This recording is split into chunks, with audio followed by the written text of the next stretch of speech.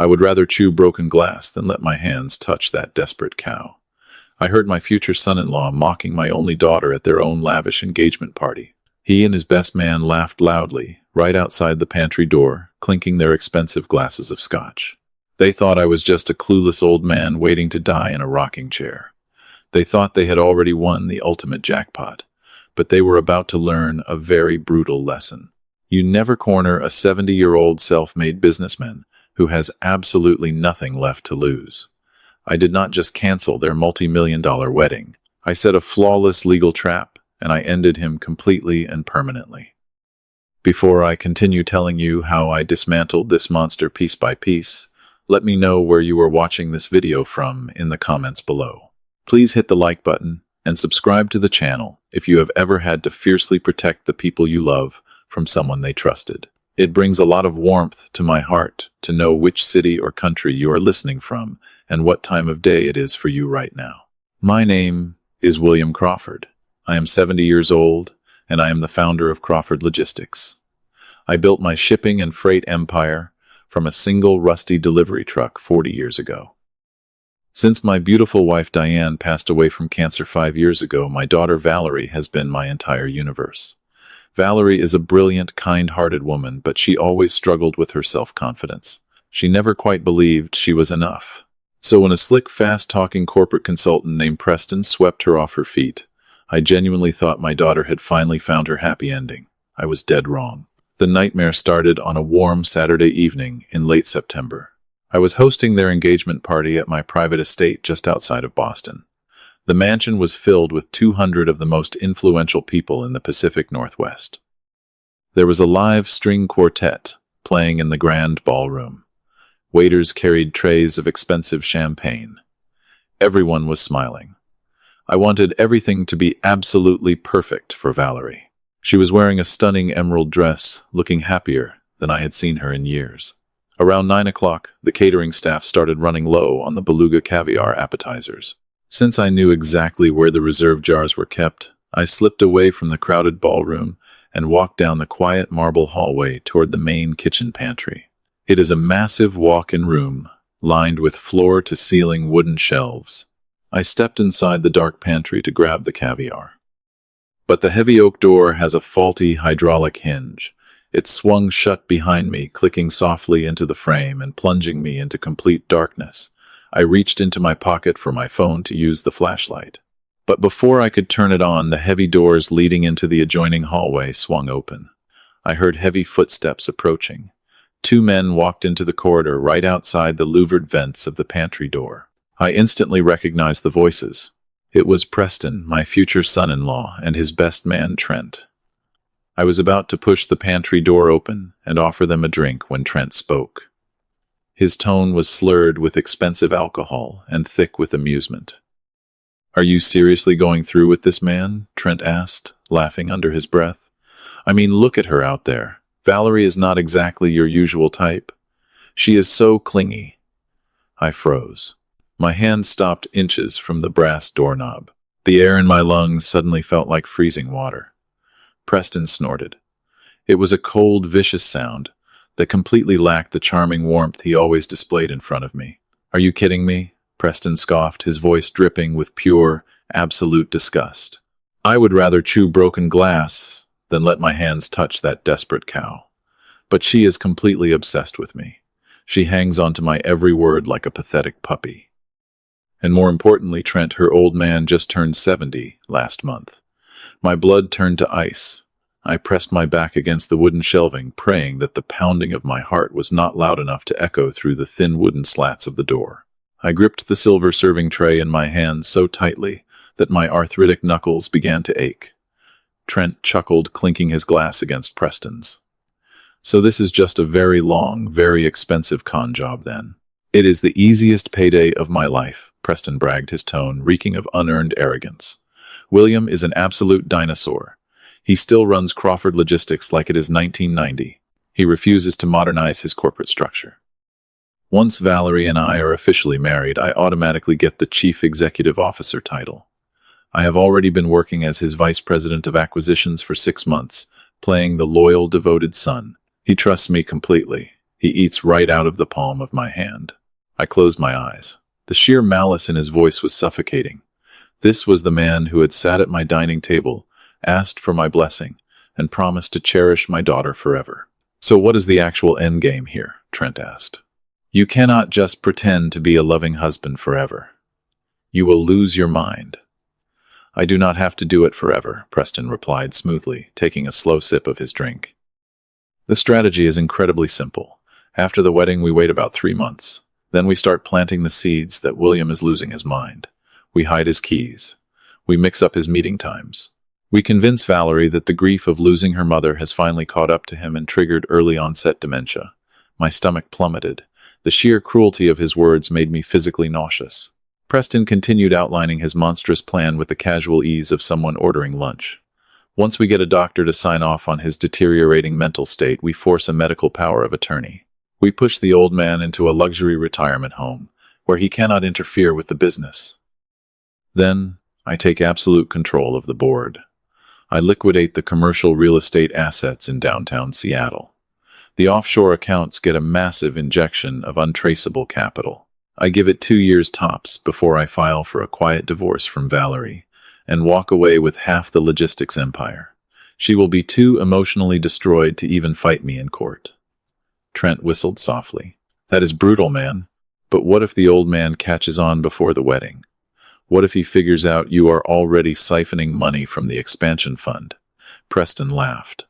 A loud, booming laugh that tore right through my soul. "Are you joking? William is a clueless fossil. He is so desperate to see his ugly duckling daughter get married before he dies that he does not even look at the audit reports anymore. He is completely blind. By the time he realizes what is happening, I will already own his life."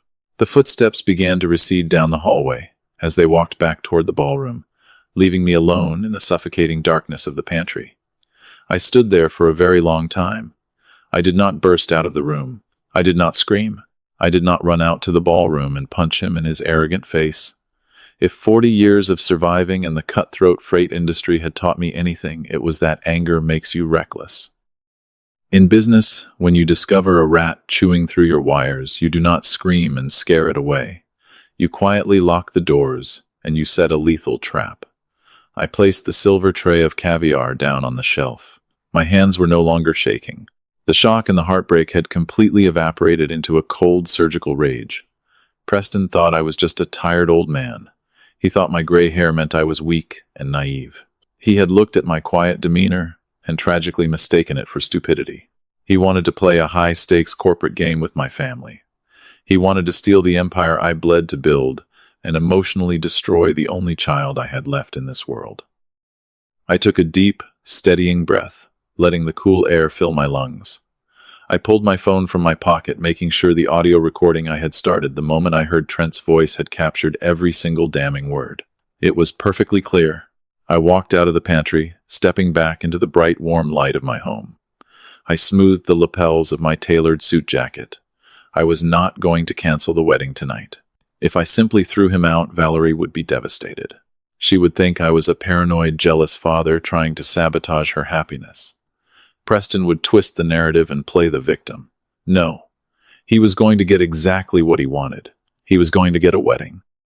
He was going to get the chief executive contract. And then right when he thought he had conquered the world, I was going to legally detonate his entire life and leave him with absolutely nothing. I waited another 10 minutes in the pitch-black pantry, letting the heavy silence settle over my pounding heart. I needed to be absolutely sure the hallway was empty before I made my move. When I finally pushed the heavy oak door open, the bright lights of the corridor stung my eyes. I blinked away the glare and smoothed the front of my tailored suit jacket. I forced my breathing to slow down. I was a man who had negotiated with ruthless union bosses and cutthroat shipping magnates for 4 decades. I knew exactly how to wear a mask. I picked up the silver tray of caviar and walked back into the grand ballroom as if the ground beneath my feet had not just shattered into a million pieces. The string quartet was playing a soft, classical melody. The room buzzed with the quiet hum of wealthy guests clinking champagne flutes. I scanned the crowd and immediately spotted them near the center ice sculpture. Preston had his arm wrapped tightly around my daughter's waist. He leaned down and kissed her cheek, whispering something in her ear that made her blush and smile. That beautiful, naive smile broke my heart. She looked up at him with such pure adoration, completely unaware that the man holding her had just called her a desperate cow. My hands gripped the edges of the silver tray so hard that the metal dug painfully into my palms. Every protective instinct screamed at me to walk over there, grab him by the collar, and throw him out. I wanted to tear him apart and expose him in front of the executives. But I swallowed the bitter taste of rage, burning in the back of my throat. I forced my face into a calm, polite smile as I handed the tray to a passing waiter. I walked through the crowd, nodding at business associates and shaking hands with local officials. When I finally reached Valerie and Preston, I looked the devil right in the eyes. Preston smiled at me, his teeth perfectly white, his demeanor exuding that manufactured corporate charm. "William," he said warmly, extending his hand, "we were just talking about you. This party is absolutely incredible. Thank you for doing this for us." I looked at his outstretched hand, the hand of the man who planned to lock me in a psychiatric ward. I reached out and shook it firmly. "You are very welcome, Preston," I replied, keeping my voice perfectly steady. "I only want what is best for my daughter. I want to make sure her future is completely secure." He nodded, his eyes shining with hidden greed. "I promise you, William, I am going to take care of everything. You will not have to worry about a single thing." I smiled back at him. "I know you will, Preston. Enjoy your evening." I excused myself and retreated to the periphery of the ballroom. I spent the next 3 hours playing the role of the proud, gracious host. I watched Preston work the room, schmoozing with my top investors, shaking hands with managers, and pouring wine for my board members. He was staking his claim on my empire while I stood quietly in the corner, observing his every move. He thought my silence was the quiet surrender of an aging man. He did not realize it was the calculating silence of a predator studying its prey. By midnight, the guests slowly began to leave. Valerie hugged me tightly, thanking me for the most magical night of her life. I kissed her forehead, fighting back, the tears stinging my eyes. I watched Preston lead her out to his waiting car, wrapping his jacket around her shoulders to shield her from the autumn chill. As their taillights faded down the long, winding driveway of my estate, the mask I had been wearing all night finally dropped. I was entirely alone. The massive house fell completely silent. I did not go up to my bedroom. I walked straight out to my garage and got into my car. It was nearly 2 o'clock in the morning when I pulled out of the estate gates. The roads were completely empty. The dark autumn sky hung heavy over the city. I drove toward downtown Seattle, the glowing skyline reflecting off the cold water of the harbor. My mind was racing, analyzing every variable, calculating every possible move. If Preston was planning to push me out of my company, he had to be laying groundwork. He was the vice president of acquisitions. He had access to our expansion funds, our vendor contracts, and international shipping routes. He would not just wait for the wedding to secure his leverage. A rat always steals a little cheese before trying to take the whole wheel. I pulled into the underground parking garage of the Crawford Logistics headquarters. The massive glass building was dark and empty, save for the overnight security team in the lobby. The head guard looked surprised to see me walking through the glass doors at this hour. "Good morning, Mr. Crawford," he said, standing up quickly. "Is everything all right, sir?" "Everything is fine, David," I replied with a calm nod. "I just could not sleep. I have some international contracts to review before the markets open in Asia. Have a quiet night." I swiped my master key card and took the private executive elevator up to the top floor. The city lights cast long shadows across the polished marble floors of the corporate suite. I bypassed my own office and walked directly into the server room at the end of the hall. As the founder and majority shareholder, I possessed the highest level of security clearance in the entire building. I had an overriding master administration code that not even the information technology department knew about. I sat down at the main terminal. The bright glow of the monitor illuminated the dark room. My fingers flew across the keyboard. I bypassed the standard firewalls and pulled up the master directory for the executive branch. I located Preston's user profile and accessed his Active Directory. I needed to move quickly and silently. If I triggered a security protocol, his phone would receive an automatic alert. I mirrored his hard drive, creating a ghost copy of his digital footprint so I could search his files without leaving a trace on the main server. I searched his sent emails and deleted drafts looking for offshore wire transfers or medical facility contacts. The progress bar crept across the screen, downloading gigabytes of corporate data onto my encrypted flash drive. The silence of the server room was broken only by the soft humming of the cooling fans. Then I noticed something strange in the root directory. I opened his local storage file and found a hidden partitioned drive. It was not routed through the company cloud network. I typed my master override code to force the folders open, but the screen flashed red. Access denied. A security prompt appeared requiring dual biometric authentication to proceed. My blood ran cold. Preston was orchestrating something massive right under my nose. The betrayal was infinitely deeper than a greedy marriage plot. I stared at the blinking access, denied prompt, feeling a cold shiver crawl down my spine. The biometric lock meant Preston was hiding data, so sensitive standard encryption was not enough. This was no longer just a scheme to steal my company through a fake dementia diagnosis. He was running a shadow operation within my walls. I ejected my flash drive and slid it into my pocket. I shut down the monitor and walked out of the server room. The elevator ride felt like an eternity. I nodded to the night guard walking into the cold Seattle night. I could not go back home and pretend to sleep. I drove to a diner nursing black coffee. I watched delivery trucks rumble down wet streets hauling goods through my logistics network. I built this empire with bare hands, sacrificing my youth to ensure my family would never experience poverty. Now an outsider thought he could steal it, all while destroying my daughter's heart. The audacity made my blood boil, but I forced the anger down. Anger makes you sloppy. I needed to be sharp. At 5:30, I dialed Jonathan Walsh. He was a shark who helped me navigate legal waters for 20 years. I told him I needed to see him immediately. By 6 o'clock, I stood in his lobby. Jonathan unlocked the glass doors holding a cup of espresso. He took one look at my face and knew something was catastrophically wrong. We walked into his corner office. He closed the heavy doors and locked them. I did not waste time with small talk. I sat down in the leather chair, pulled my phone from my pocket, and placed it right in the center of the glass table. I pressed play on the audio file I had recorded in the darkness of the pantry. The arrogant voice of my future son-in-law filled the quiet office. I watched Jonathan's face transform as he listened to Preston call my daughter a desperate cow. I watched his jaw clench as Preston detailed his plan to force me into a psychiatric ward and liquidate my assets. When the recording clicked off, the silence was suffocating. Jonathan stood up, his face pale with pure professional fury. He paced across the room. "William," he said, his voice dropping to a dangerous whisper, "this is premeditated conspiracy to commit elder abuse. It is fraud. We are canceling the wedding right now. I will draft his termination papers before the sun is fully up. I want him out of this building and thrown onto the street by noon." I looked at my friend and slowly shook my head. "No, Jonathan," I said softly, but firmly.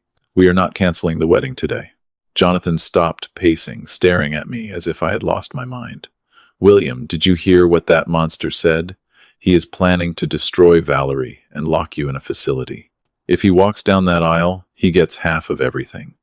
You cannot let him near her. If I cancel the wedding today without financial proof, he walks away clean," I explained. "Think about it, Jonathan. Preston is a master manipulator. If I throw him out based on a recorded conversation, he will spin the narrative. He will tell Valerie that I am a jealous old man who manipulated the audio. She is desperately in love with him. She will hate me. She might run away with him. I refuse to lose my daughter to a snake. This goes beyond a greedy marriage plot." I pulled the encrypted flash drive from my pocket, sliding it across the desk. I was in the server room at 2 o'clock this morning. I pulled his recent email logs and access history. Preston has a hidden partition drive that requires dual biometric authentication. He is running a shadow operation from his desk. If we fire him today, he walks away with whatever he has stolen, and we never find out how deep the rot goes. Jonathan looked at the flash drive and then back at me, the anger in his eyes shifting into a calculating focus. "What do you want me to do, William?" "I want a silent, full-scale forensic audit of his department," I said, my voice hardening into steel. "Preston has been our vice president of acquisitions for 6 months. He has his hands in our expansion funds and international budgets. I want your best independent auditors to tear through his digital footprint. I want to know where every penny has gone since the day he stepped foot in my company. I also want a private investigator to track his movements outside the office. I want to know exactly what he is spending my money on. Jonathan sat back down, nodding as the strategy formed. We can do that, he said quietly. I have a team of forensic accountants who can bypass his protocols without triggering internal system alarms. But William, you need to understand the extreme risk you are taking. I am listening to you, I replied. If Preston catches a whisper that we are looking into his division, he will panic, Jonathan warned. He knows how to scrub hard drives and destroy physical evidence. If he senses a trap, he will burn everything to the ground and disappear before we can legally pin the fraud on him. You have to maintain absolute perfect operational security. You have to be the perfect picture of an aging, naive father. You must attend the rehearsal dinners and look him in the eyes and shake his hand every single morning. You cannot treat him any differently than you did yesterday. You have to let him believe he is the smartest man in the room. Can you look at the man who called your daughter those horrific things and pretend everything is fine? I thought about the dark pantry.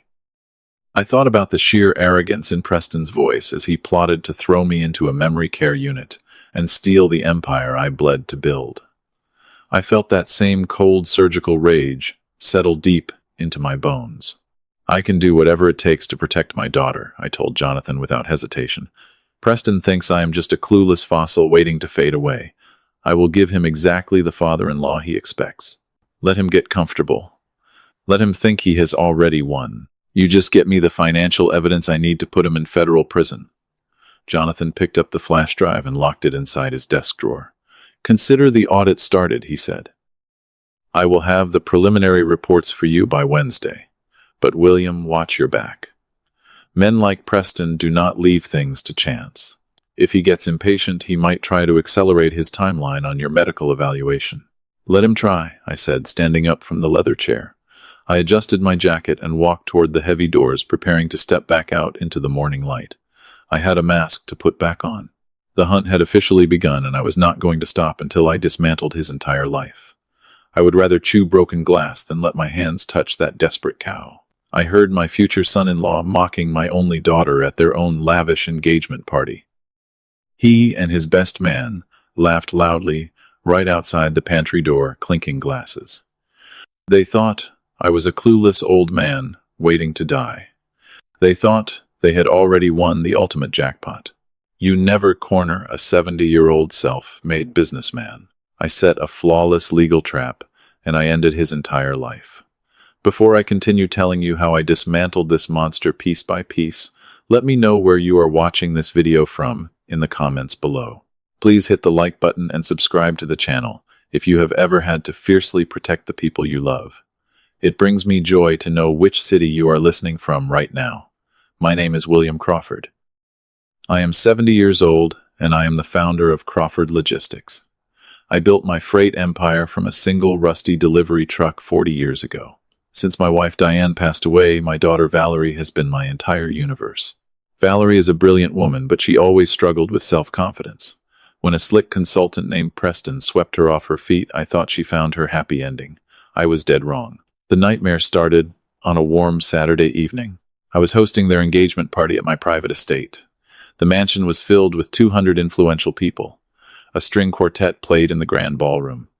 I wanted everything perfect for Valerie. She looked happier than ever. Around 9 o'clock, the catering staff ran low on caviar. Since I knew where the reserves were, I slipped away from the ballroom and walked to the pantry.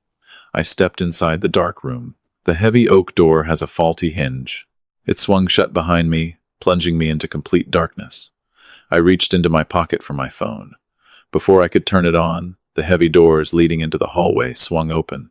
2 men walked into the corridor right outside the vents of the pantry door. I instantly recognized the voices. It was Preston, my future son-in-law, and his best man, Trent. I was about to push the pantry door open and offer them a drink when Trent spoke. His tone was slurred with expensive alcohol and thick with amusement. "Are you seriously going through with this man?" Trent asked, laughing under his breath. "I mean, look at her out there. Valerie is not exactly your usual type. She is so clingy. I froze. My hand stopped inches from the brass doorknob. The air in my lungs suddenly felt like freezing water. Preston snorted. It was a cold, vicious sound that completely lacked the charming warmth he always displayed. "Are you kidding me?" Preston scoffed, his voice dripping with pure, absolute disgust. I would rather chew broken glass than let my hands touch that desperate cow. But she is completely obsessed with me. She hangs on to my every word. And more importantly, Trent, her old man just turned 70 last month. My blood turned to ice. I pressed my back against the wooden shelving, praying that the pounding of my heart was not loud enough to echo through the thin wooden slats. I gripped the silver serving tray in my hands so tightly my knuckles began to ache. Trent chuckled, clinking his glass against Preston's. "So this is just a very long, very expensive con job, then?" "It is the easiest payday of my life," Preston bragged. "William is an absolute dinosaur. He runs Crawford Logistics like it is 1990.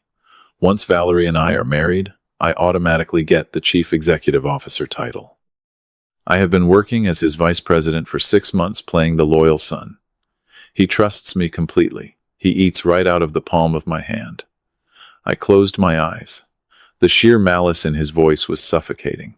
This was the man who had sat at my dining table, asked for my blessing, and promised to cherish my daughter forever.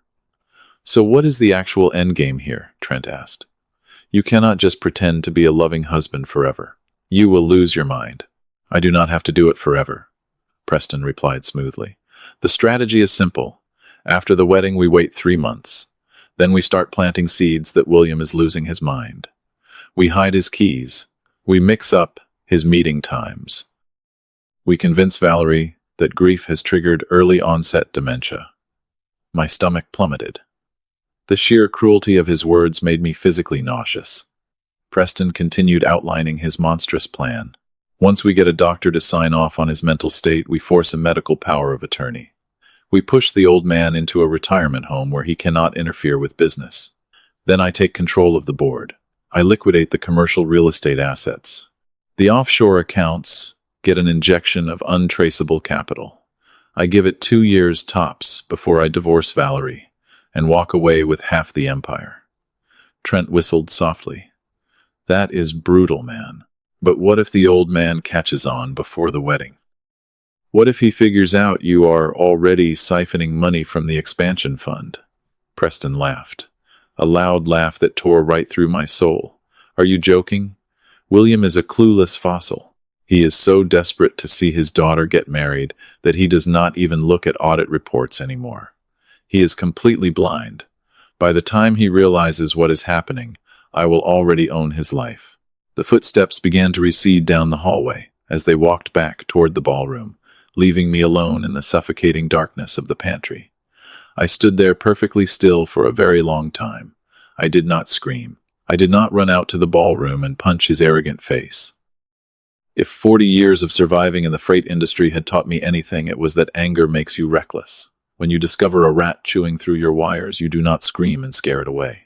You quietly lock the doors and set a lethal trap. I placed the silver tray of caviar down on the shelf. My hands were no longer shaking. The shock and heartbreak had completely evaporated into a cold, surgical rage. Preston thought I was just a tired old man. He thought my gray hair meant I was weak and naive. He had looked at my quiet demeanor and tragically mistaken it for stupidity. He was entirely wrong about absolutely everything today. I am going to end his entire life. 3 days passed in an agonizing blur of forced smiles and calculated restraint.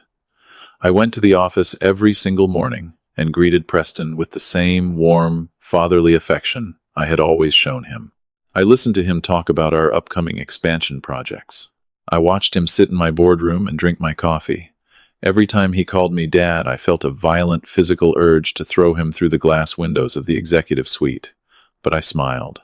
I patted him on the shoulder, and I played the part of the fading patriarch perfectly. On the 4th morning, the waiting finally came to an end. I was sitting in Jonathan's private office at exactly 6 o'clock before the rest of the corporate staff arrived. The heavy mahogany doors opened, and 2 men in immaculate dark suits walked in. They were the lead forensic accountants Jonathan had hired to bypass Preston's secure network. The older man carried a thick, heavy, silver briefcase. He did not say a word as he set it down on the center of the conference table. He spun the combination locks, and the latches clicked open with a sharp, metallic snap. Jonathan motioned for me to come closer.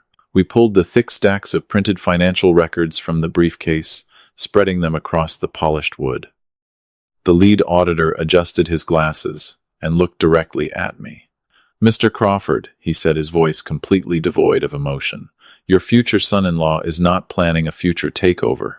He is executing an active embezzlement operation as we speak." We breached his partition drive. "The internal audit shows a massive hemorrhage of capital from your primary expansion fund. He has not been waiting for the wedding. The bleeding started months ago." I leaned over the table, my eyes scanning the highlighted columns of outbound wire transfers. The numbers were staggering. Preston had been authorized to oversee the procurement of new shipping yards and fleet upgrades. Instead, he had been meticulously carving out slices of the corporate budget. He used his executive clearance to bypass the standard secondary approval protocols. He created a completely insulated financial ecosystem within the acquisitions department.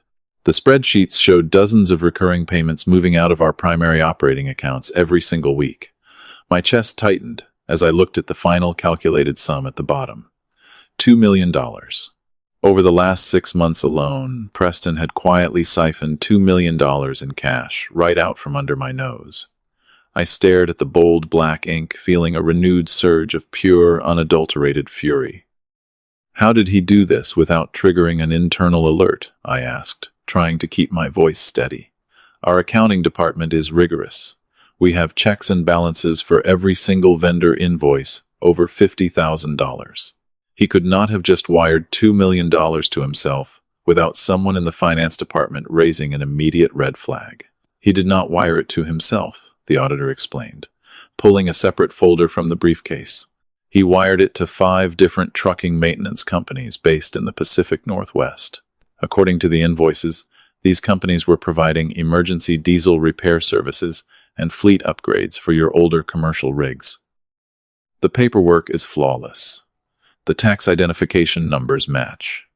The billing cycles look entirely legitimate. There was only one problem when we ran the physical addresses listed on these corporate invoices. The addresses do not belong to mechanic shops or repair garages. They belong to empty commercial lots." Jonathan slammed his hand onto the table. "Phantom vendors. He is using shell companies. He sets up fake businesses with legitimate-looking paperwork and submits the invoices directly to our accounts payable department. Because he is the vice president of acquisitions, his signature automatically validates the expense. The finance team processes the payments assuming the services were rendered. The money leaves our accounts and goes straight into the bank accounts of these ghost companies.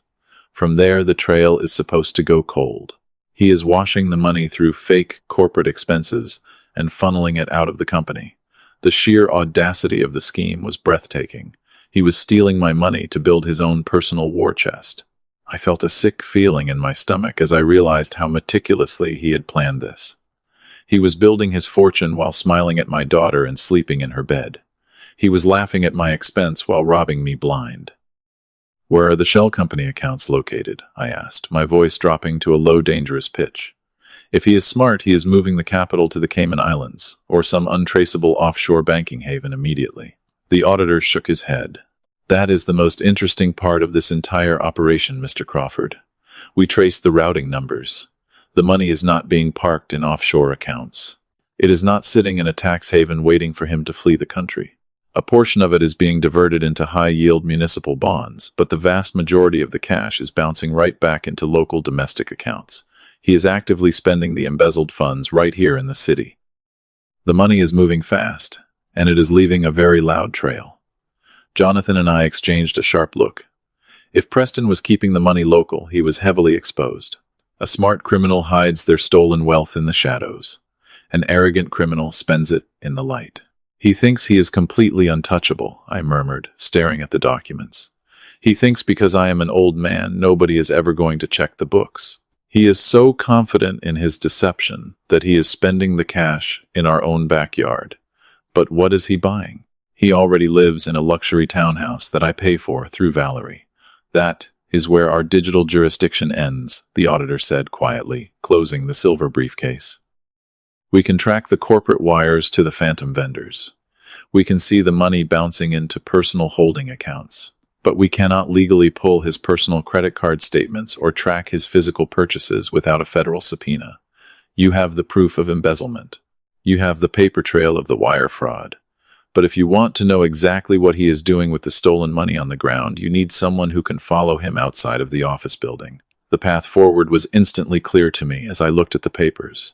Preston was leading a dangerous double life, and the corporate audit had only exposed the financial mechanics of his betrayal.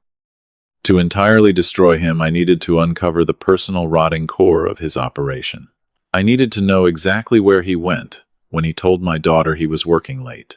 I needed to see what he was buying with the blood and sweat I had poured into my company for 4 long decades. I turned to Jonathan, my mind moving with absolute cold precision. I need your best private investigator, I said without a single hesitation. The private investigator had handed me the photographs of Preston and his 25-year-old mistress Roxanne walking into their luxury penthouse. I knew exactly where the embezzled $2 million was going. I knew the exact depth of his betrayal. But knowing the truth and proving it in federal court were 2 entirely different things. I needed Preston to stay comfortable. I needed him to feel absolutely invincible while Jonathan built the legal trap that would destroy him. So I had to let him begin his psychological warfare. The gaslighting started on a Tuesday morning. I always placed my leather briefcase and my car keys on the left corner of my mahogany desk. It was a habit I had maintained for 40 years. When I returned from getting my morning coffee, the keys were gone. I did not panic. I did not call security. I simply stood by my desk and waited. 10 minutes later, Preston walked into my office holding my keys with a look of manufactured concern plastered across his face. "William," he said softly, handing them to me. "I found these sitting on top of the copy machine in the break room. Are you feeling all right today? You seem a little distracted." I looked at the keys, and then at his smug face. My blood boiled. He was testing the waters. He was planting the seeds of his narrative that I was losing my mind. I forced my hands to tremble slightly. "Thank you, Preston," I muttered, looking down. "I suppose I have a lot on my mind lately." He smiled and walked out.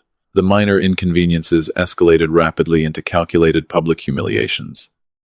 The following afternoon, we had our quarterly executive board meeting. I always received the agenda on my desk the night before. The printed schedule clearly stated the meeting was to commence at 2 o'clock in the afternoon. I spent the morning reviewing the logistics reports and walked into the glass boardroom at exactly 1:55. The room was completely full. All 12 board members were already seated, their laptops open and the projector running. Preston was standing at the head of the table holding a laser pointer. When I walked in, the conversation abruptly stopped. 12 pairs of eyes turned to look at me with a mixture of confusion and pity. "William," Preston said, lowering the pointer. His voice was dripping with false sympathy. "The meeting started at 1 o'clock. I sent you the updated schedule yesterday evening. Did you forget to check your calendar again?" I looked down at the agenda in my hand. He had swapped the digital calendar invite on the corporate server after printing my physical copy. He was actively trying to make me look incompetent in front of the very people who controlled the future of my company. I saw the board members exchanging nervous glances. I swallowed my pride. I let my shoulders slump forward, projecting the image of a tired, failing old man. "I am so sorry, gentlemen," I said, pulling out my chair with a heavy sigh. "My memory has not been the best this week. Please continue." Preston smiled, an arrogant, victorious smile that made me want to tear him apart. He smoothly resumed his presentation, acting like the capable, energetic savior of Crawford Logistics, while I sat silently playing the fool. The final blow came on Friday evening. The corporate office was mostly empty, as the staff headed home for the weekend. I had stayed late to review the offshore wire transfers Jonathan had uncovered. I packed my briefcase and took the private elevator down to the underground parking garage. The concrete cavern was dimly lit and echoing with the sound of distant traffic. As I walked toward my car, I saw Preston standing near the exit ramp, talking to the head of building security. As I approached them, Preston suddenly grabbed my arm. His grip was entirely too tight. "William," he said, his voice loud enough for the security guard to hear clearly. What are you doing wandering around down here in the dark? I have been looking for you for 20 minutes. You walked past your car 3 times. I stared at him in disbelief. I had just stepped out of the elevator. I had not been wandering anywhere. The security guard looked at me with deep concern. Mr. Crawford, are you lost, sir? The guard asked, stepping forward. Should I call a car service to take you home? Preston shook his head, playing the role of the devoted son-in-law perfectly. No, David, I will take him home. He has just been very confused lately. I think the stress is finally catching up to him. I looked at Preston. I saw the cold calculation in his eyes. He was building witnesses. He was creating a documented timeline of my supposed mental decline, using the security staff as unwitting participants in his scheme. It took every ounce of self-control I possessed not to strike him. Instead, I let my hands shake. I looked at the floor and mumbled an apology. I allowed him to escort me to his car, playing the feeble victim. He drove me home in silence, his face glowing with the arrogant certainty that his plan was working flawlessly. He truly believed he had broken me. I spent the weekend finalizing the counterattack with Jonathan. But on Sunday afternoon, the doorbell rang. I opened the wooden door to find Valerie standing on the porch. Her eyes were red and swollen. She had been crying for hours. I pulled her inside and wrapped my arms around her. What is wrong, sweetheart? I asked, my heart breaking at the sight of her tears. She pulled away and looked up at me, her face filled with absolute terror. Dad, she whispered, her voice cracking. Preston talked to me last night. He is so incredibly worried about you. He said you have been wandering around the parking garage, getting lost in the building, and forgetting your meetings. I stood, frozen, holding my daughter's trembling hands. The monster was not just manipulating my board members. He was actively destroying my daughter's peace of mind, weaponizing her love for me to execute his fraud. Valerie wiped a tear from her cheek. He thinks the grief of losing Mom has finally triggered something terrible, Dad. He thinks you might have early onset dementia. He wants me to help you get a medical evaluation. He says we need to be prepared just in case your mind deteriorates before the wedding. The sheer cruelty of his manipulation was suffocating. He was using my vulnerable daughter as the executioner of my independence.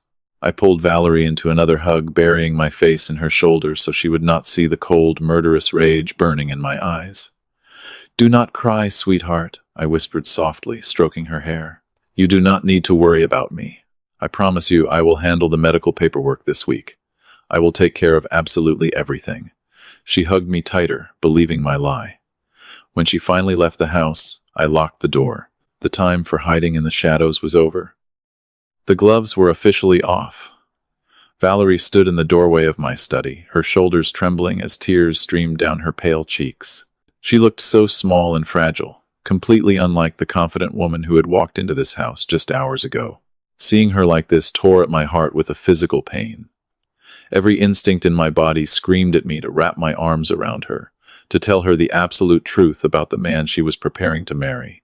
But I knew I could not do that yet. I had to play the difficult part I had carefully chosen. I had to swallow my pride and crush my rising anger to become the helpless old man Preston wanted me to be. I knew exactly what her fiancé was doing. He was manipulating her emotions, twisting her pure love for me into a weapon he could use for his own financial gain.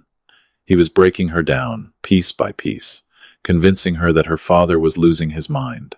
It was a calculated and cruel strategy, designed to isolate her and strip me of my independence. Watching him succeed, even temporarily, was the absolute hardest test of my life. I forced my hands to shake slightly as I reached for the edge of my oak desk. I let a vacant, lost expression wash over my face, dulling the sharp awareness in my eyes. It was a performance that demanded every ounce of my self-control. I blinked several times, looking around the room as if I could not quite remember where I had placed something important. I let out a heavy, wavering sigh and slumped my shoulders, physically diminishing my presence in the room. I had to maintain this painful illusion to protect our shared future. Valerie took a hesitant step forward, wiping her eyes with the back of her hand. Her voice cracked when she finally spoke, asking me if I remembered the conversation we had earlier that morning. Of course, I remembered every single word. I remembered Preston standing in the hallway, planting false memories in her head, telling her I had forgotten the wedding caterer completely. But I looked at my daughter with wide, confused eyes and told her I was not sure. I told her my thoughts had been a little foggy lately, playing right into his trap. She covered her mouth to stifle a sob, and the sound echoed in the quiet room. She walked over and knelt beside my chair, taking my weathered hands in hers. Her touch was warm, but her fingers were trembling with genuine fear. She told me that Preston was very worried about my health. She said he noticed I was getting confused, that I was forgetting important details about the wedding and my own finances. Hearing her repeat his lies with such deep concern made my blood boil, but I forced a sad, defeated smile onto my face. I gently squeezed her hands, telling her that maybe Preston was right. I whispered that getting old is a difficult journey, and sometimes my mind felt like a cloudy sky. The lie tasted like ash in my mouth. I hated deceiving her, hated causing those tears to fall from her beautiful eyes. But this deception was the only way to expose the monster she was engaged to. If I confronted him now, she would defend him.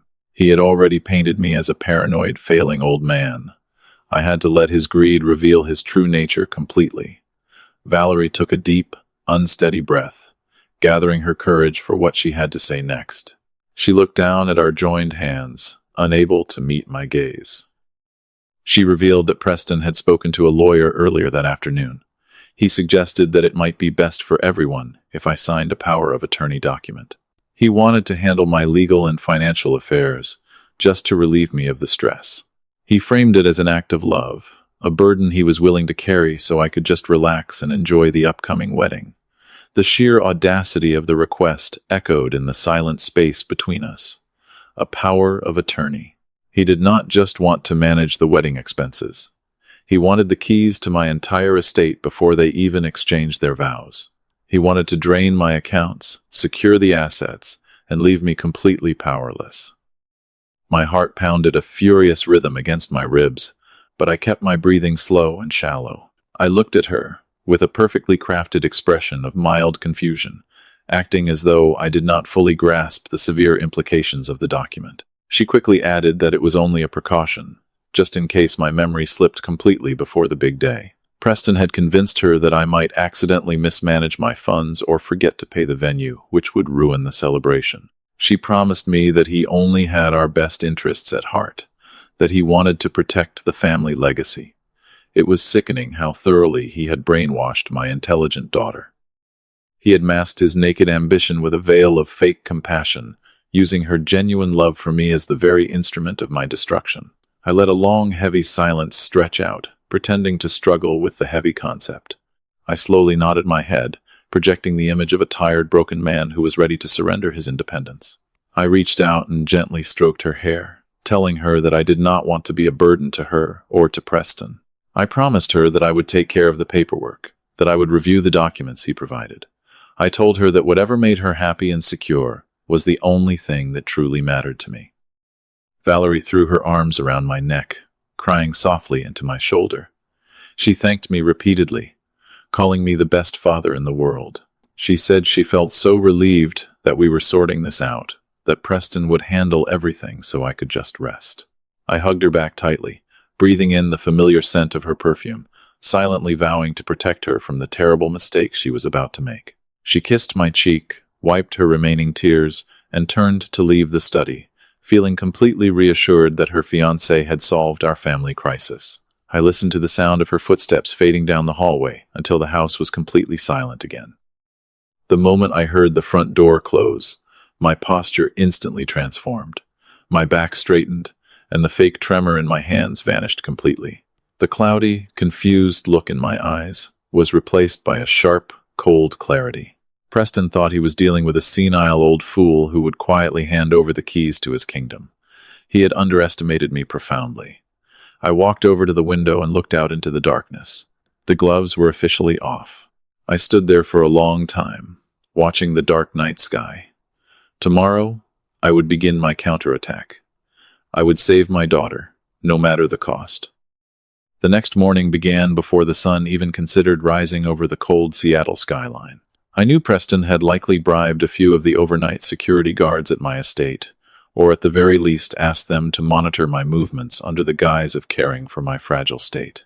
I could not risk taking my usual town car or my primary phone, which he could easily track through the corporate network today. I left my phone plugged into the charger on my nightstand to create the illusion that I was still sound asleep. I slipped out quietly through the service doors near the greenhouse wearing a simple, unbranded jacket and a baseball cap. I walked 2 miles down the cold, damp road until I reached a 24-hour diner where a prepaid rental car was waiting for me. I paid the driver in cash and slid behind the heavy wheel. I was completely off the grid. Jonathan had meticulously arranged 3 appointments in 3 different cities, extending miles outside of our usual corporate territory. I drove to Bellevue for the first evaluation at 8 o'clock. The clinic was quiet and clinical. I sat in a brightly lit examination room, across from a board-certified neurologist who specialized in early-onset dementia and cognitive decline. The doctor looked at my intake forms and asked me a series of seemingly simple questions. He asked me to recall lists of obscure words and to draw complex geometric shapes from memory. I answered every single question with sharp, immediate precision.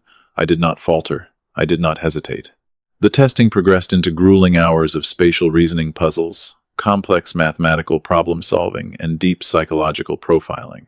I poured every ounce of my decades of corporate strategy and very sharp negotiation tactics into all those examinations.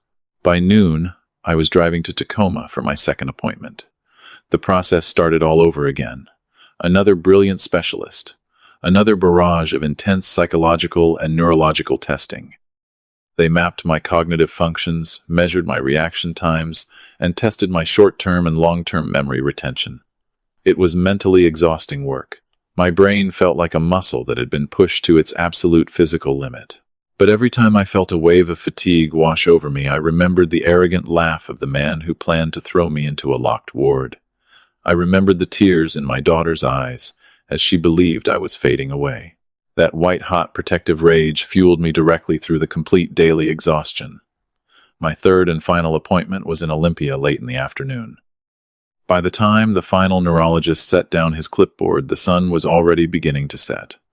The doctor looked at my test results and then looked up at me with a genuine expression of profound astonishment. "Mr. Crawford," the doctor said, his voice filled with professional admiration, "I have evaluated men 20 years, your junior, who do not possess a fraction of your mental acuity. Your cognitive function, spatial awareness, and memory retention are not just perfectly normal. They are currently testing in the top 1% for your age demographic. You possess the mind of a highly trained athlete. There is absolutely zero evidence of dementia, early cognitive decline, or any related neurological deterioration whatsoever today." I thanked him and politely asked for the physical documentation. I needed more than just a verbal assurance. I needed ironclad, legally unassailable armor.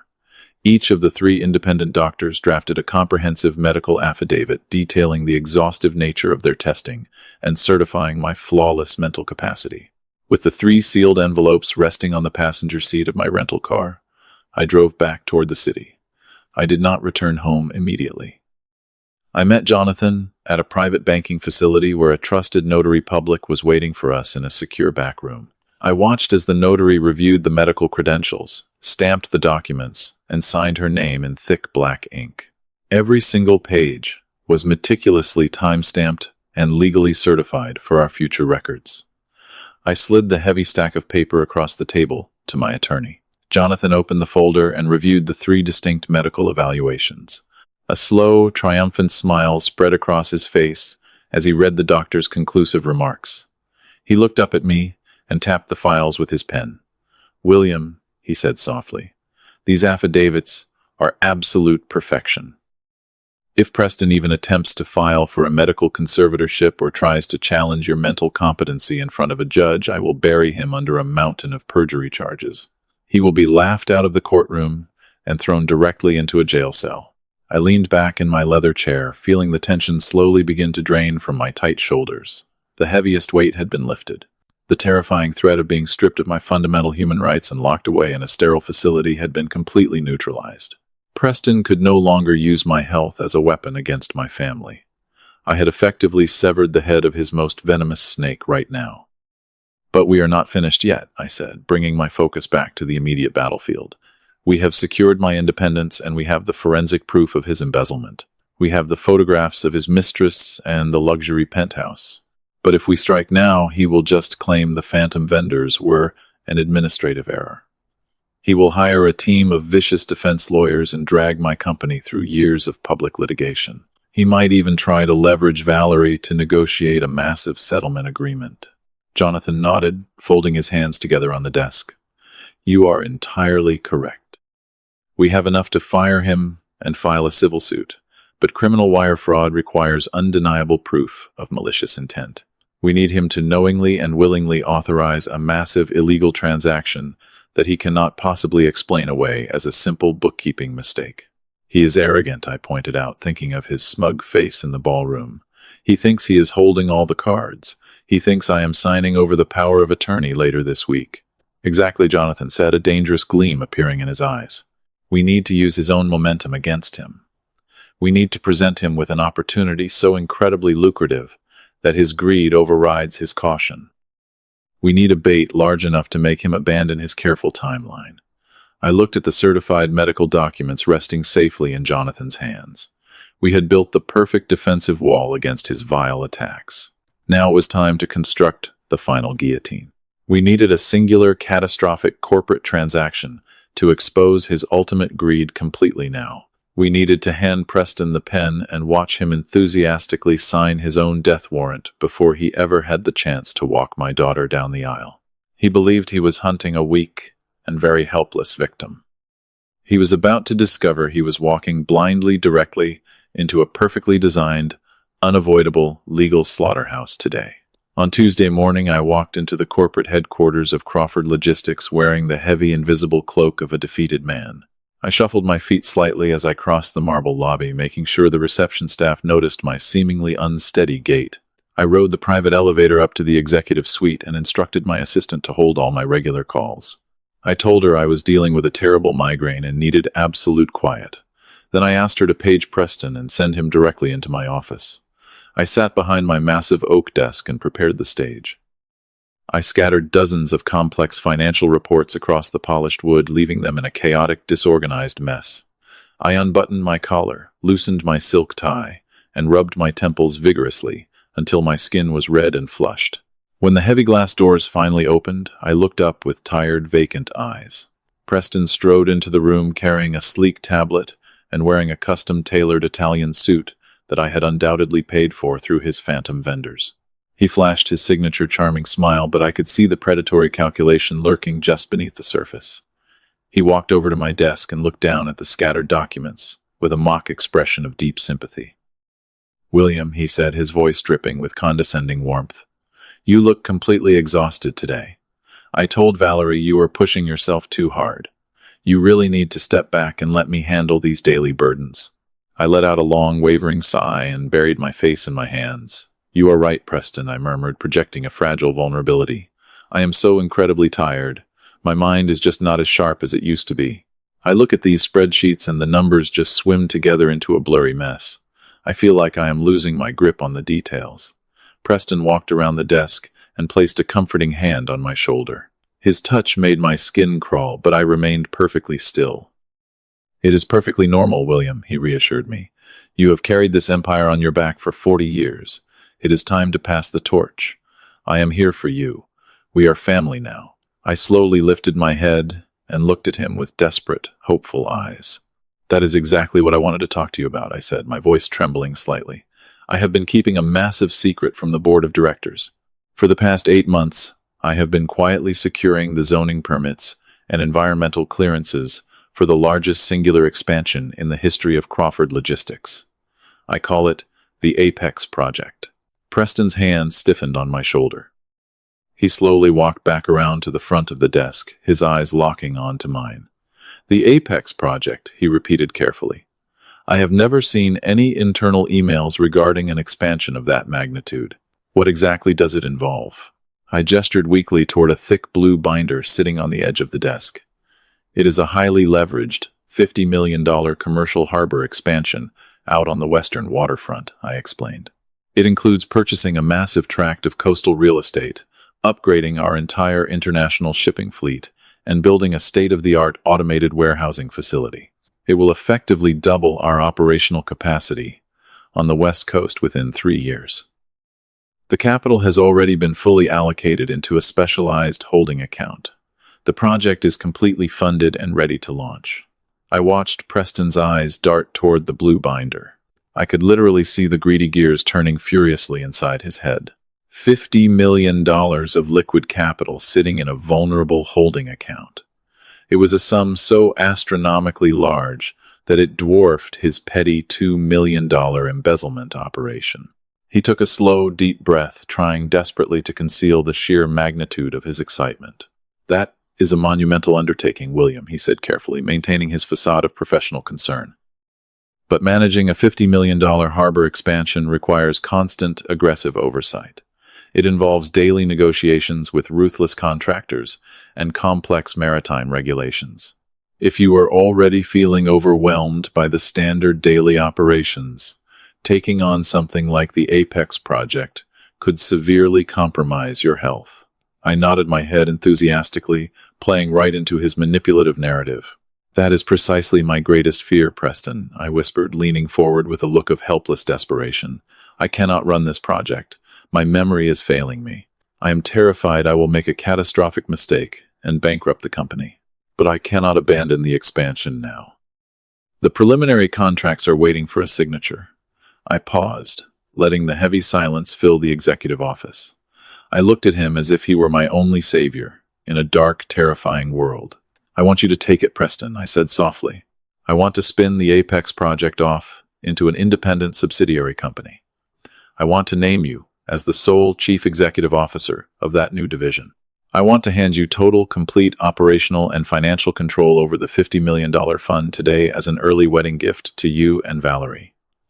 The air in the room suddenly grew incredibly dense. Preston stared at me, his mouth slightly open. The careful, patient timeline he had constructed with his best man in the dark pantry evaporated instantly. The slow, methodical plan to gradually convince my daughter of my dementia and slowly drain my assets was no longer necessary. I was sitting here voluntarily offering him the keys to a $50 million kingdom before the wedding invitations were even mailed. "William," he started, his voice catching slightly in his throat, "that is an incredibly generous offer. But setting up a subsidiary and transferring executive authority usually requires weeks of board approvals and legal structuring." I shook my head slowly, brushing off his concerns with a wave of my trembling hand. "I do not want to wait for the board," I said, my voice rising with a manufactured panic. "I do not want them asking questions about my mental state. I had my personal lawyers draft the subsidiary transfer documents this morning. They bypass the standard board approval because the capital is drawn from my private founder equity reserves. The paperwork is completely ready right now." I reached into the top drawer of my desk and pulled out a thick stack of legal contracts bound in black leather. I pushed them across the desk toward him. "All I need is your legal signature, Preston," I told him. "Once you sign these papers, you become the chief executive officer of the Apex subsidiary.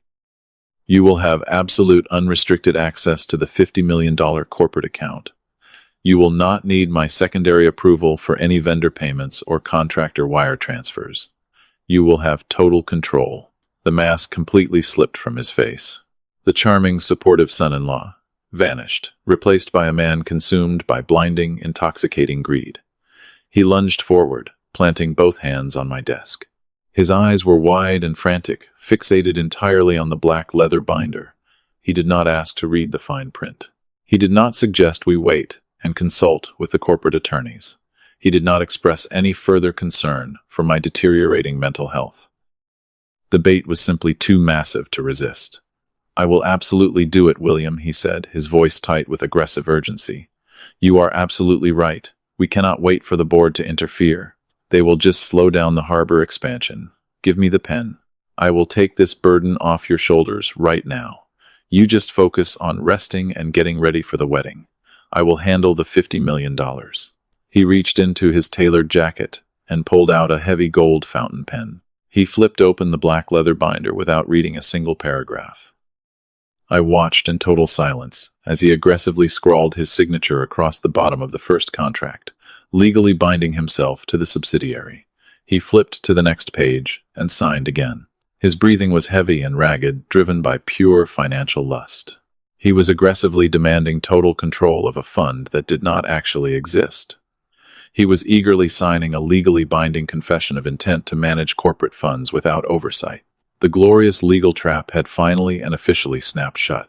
To fully understand the sheer magnitude of what Preston had just done, you must understand exactly how Jonathan and I had drafted those specific documents 48 hours prior. We had spent the entire weekend locked inside Jonathan's downtown law office. The room was illuminated only by the glow of 3 computer monitors and a single desk lamp. We were drinking stale coffee and poring over thousands of pages of corporate law. We were not simply drafting a business contract. We were engineering a highly explosive financial weapon disguised as a golden ticket. Jonathan had paced back and forth across the carpeted floor, his mind working brilliantly through the complex legal architecture. He explained that we needed to create a legitimate subsidiary company that looked incredibly lucrative on paper, but was entirely hollow in reality. The Apex project was built using real corporate letterheads and genuine zoning permits that I had acquired years ago but never actively utilized. We structured the new limited liability company to appear as though it held a $50 million capital allocation.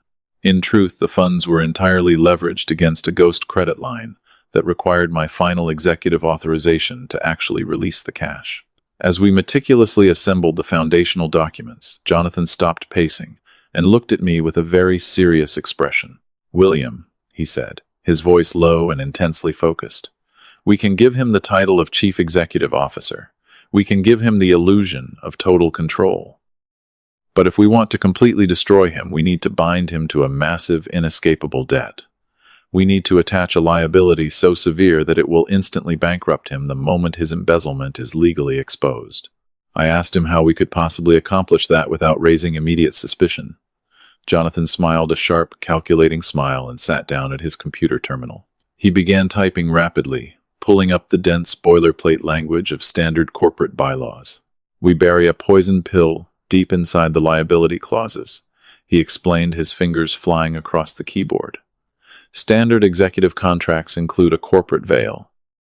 It is a legal shield that protects the chief executive officer from personal financial ruin if the company fails. We are going to write a specific, microscopic exception into his protective veil." Jonathan turned the monitor so I could see the blocks of dense legal jargon. He pointed to a single paragraph buried on page 47 of the document. I read the text slowly, carefully digesting the absolute brilliance of the trap. The clause explicitly stated that if the acting chief executive officer of the subsidiary was ever found guilty of any prior financial misconduct, fraud, or embezzlement within the parent organization, the corporate veil would be immediately, permanently pierced. In that specific event, the executive would personally assume absolute unprotected liability for the entire $50 million commercial debt associated with the Apex project. It was a breathtakingly ruthless legal maneuver. Preston was actively stealing from my primary expansion fund right now. The forensic auditors already had the absolute proof of his ongoing embezzlement. The moment Preston signed this contract, he would not just be accepting a new job title. He would be unknowingly agreeing to assume a $50 million personal debt the very second Jonathan filed the forensic audit with the federal authorities. He would lose his luxury townhouse, his fancy cars, and every single penny he had stolen from me. He would be financially ruined for the rest of his natural life. I stared at the screen, feeling a deep, powerful sense of vindictive satisfaction. It was the perfect punishment for the monster who planned to lock me in a psychiatric ward. But Jonathan leaned back in his chair and rubbed his tired eyes, letting out a heavy breath. "The legal architecture is flawless," he cautioned me. "But there is a massive inherent risk in this strategy. This contract is 50 pages of incredibly dense corporate terminology. It is designed to be confusing and exhausting to read. However, if Preston takes this document to a single competent corporate lawyer, the attorney will spot the poison pill immediately. Any junior legal associate would read page 47 and instantly advise their client to run in the opposite direction." The weight of Jonathan's warning settled heavily over the quiet office. If Preston decided to act like a cautious, prudent businessman, the entire trap would completely fail. He would read the clause, realize I knew about his theft, and immediately attempt to flee the country with my stolen $2 million. He would probably still try to convince Valerie that I was having a paranoid delusion. I could not leave any room for caution. I had to ensure that he never let those documents leave my executive suite. Jonathan looked at me with deep concern. How are you going to get him to sign a 50-page legal document completely blind, William? He is an arrogant man, but he is not stupid. He has a Master of Business Administration degree. He knows he should have his own lawyers review a contract of this magnitude. If you push him too hard, he will get suspicious. If you act too eager, he will know it is a trap. I stood up from the desk and walked over to the large glass window, looking out over the sleeping city. I thought about the conversation I had overheard in the dark pantry. I thought about the sheer unadulterated contempt in Preston's voice when he called me a clueless old fossil. I thought about his absolute certainty that I was a weak, fading patriarch who was completely desperate to see his daughter married. I am not going to push him, Jonathan, I said softly, staring at the city lights. I am going to pull him. Preston does not respect me. He thinks he is the smartest man in any room he enters. He thinks he has me completely manipulated and totally controlled. I am going to weaponize his massive ego directly against him. I am going to present this $50 million project as a frantic, desperate plea for help. I will make him believe that I am terrified of the board of directors. I will convince him that he has to sign the papers immediately to save the family legacy from my own fading mind. I turned back to face my attorney, my resolve entirely hardened into steel. If I give him the documents to review, he will take them to his lawyers. But if I make him feel like he is outsmarting me, if I make him believe he is executing a brilliant, spontaneous coup to seize my empire before I lose my mind, his own greed will blind him. He will be so desperate to snatch the $50 million away from a weak old man that he will never bother to read the fine print. Jonathan nodded slowly, finally understanding the psychological depth of my strategy. We printed the documents on thick, heavy paper and bound them in a black leather folder. We placed the poison pill precisely on page 47, burying it under mountains of meaningless operational procedures and standard corporate policies. We crafted the perfect explosive device and disguised it as a golden crown. Now, sitting behind my desk in the present moment, I watched Preston greedily capping his gold fountain pen. He had done exactly what I knew he would do. His colossal arrogance and his blinding greed had completely overridden any basic professional caution. He had not read a single page. He had not called a single lawyer. He had simply snatched the pen from my desk and signed his name with enthusiastic, aggressive strokes. Preston closed the black leather binder and slid it back across the desk toward me. He looked incredibly proud of himself. He stood tall, adjusting his expensive Italian tie, believing he had just successfully conquered my entire corporate empire without firing a single shot.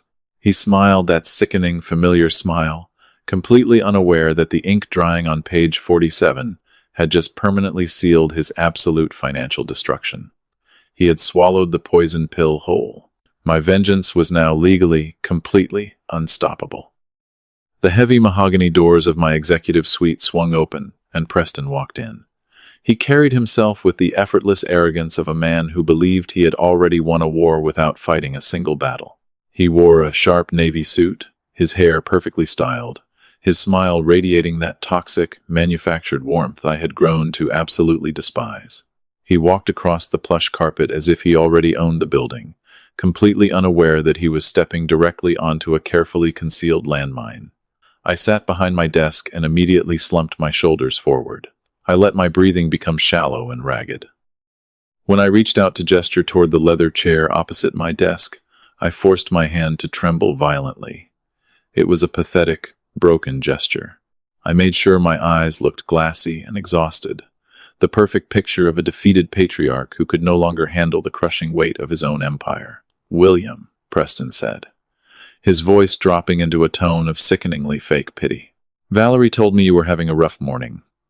You really do look exhausted. You should be resting at home, not burying yourself in corporate paperwork." I let out a long, heavy sigh and rubbed my eyes. "You are right, Preston," I whispered, letting my voice crack just enough to sound genuine.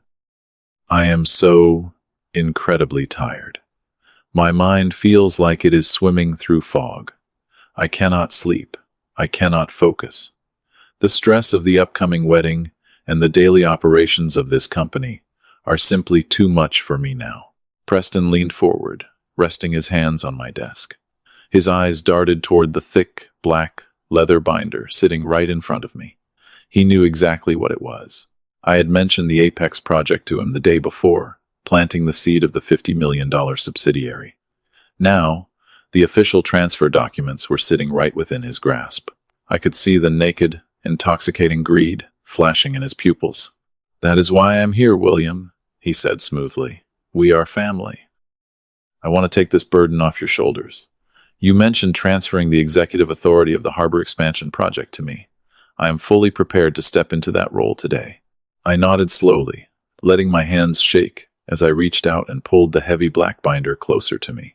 I opened the cover, revealing the 50 pages of dense, complex legal terminology that Jonathan and I had spent the entire weekend drafting. I looked down at the documents, projecting a look of absolute, terrifying confusion. "Preston," I said, forcing a profound hesitation into my voice. "This is not a simple operational transfer. This is the Apex project. It is a highly leveraged, $50 million commercial harbor expansion. The debt structure in these documents is incredibly complicated. It involves massive lines of credit, international shipping regulations, and tremendous corporate liability." I pushed the binder an inch toward him, but kept my trembling hand resting on the cover. I looked up into his eyes, projecting the ultimate image of a fragile, well-meaning father-in-law. "Please, Preston," I pleaded softly. "I want you to have this project. I want to give you this wedding gift. But you must take these documents to your own attorneys first. Please have your lawyers review this contract. It is an enormous amount of debt to manage, and my mind is just too foggy to explain the legal parameters properly.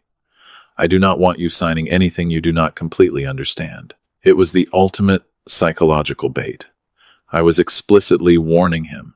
I was legally and verbally advising him to seek outside counsel.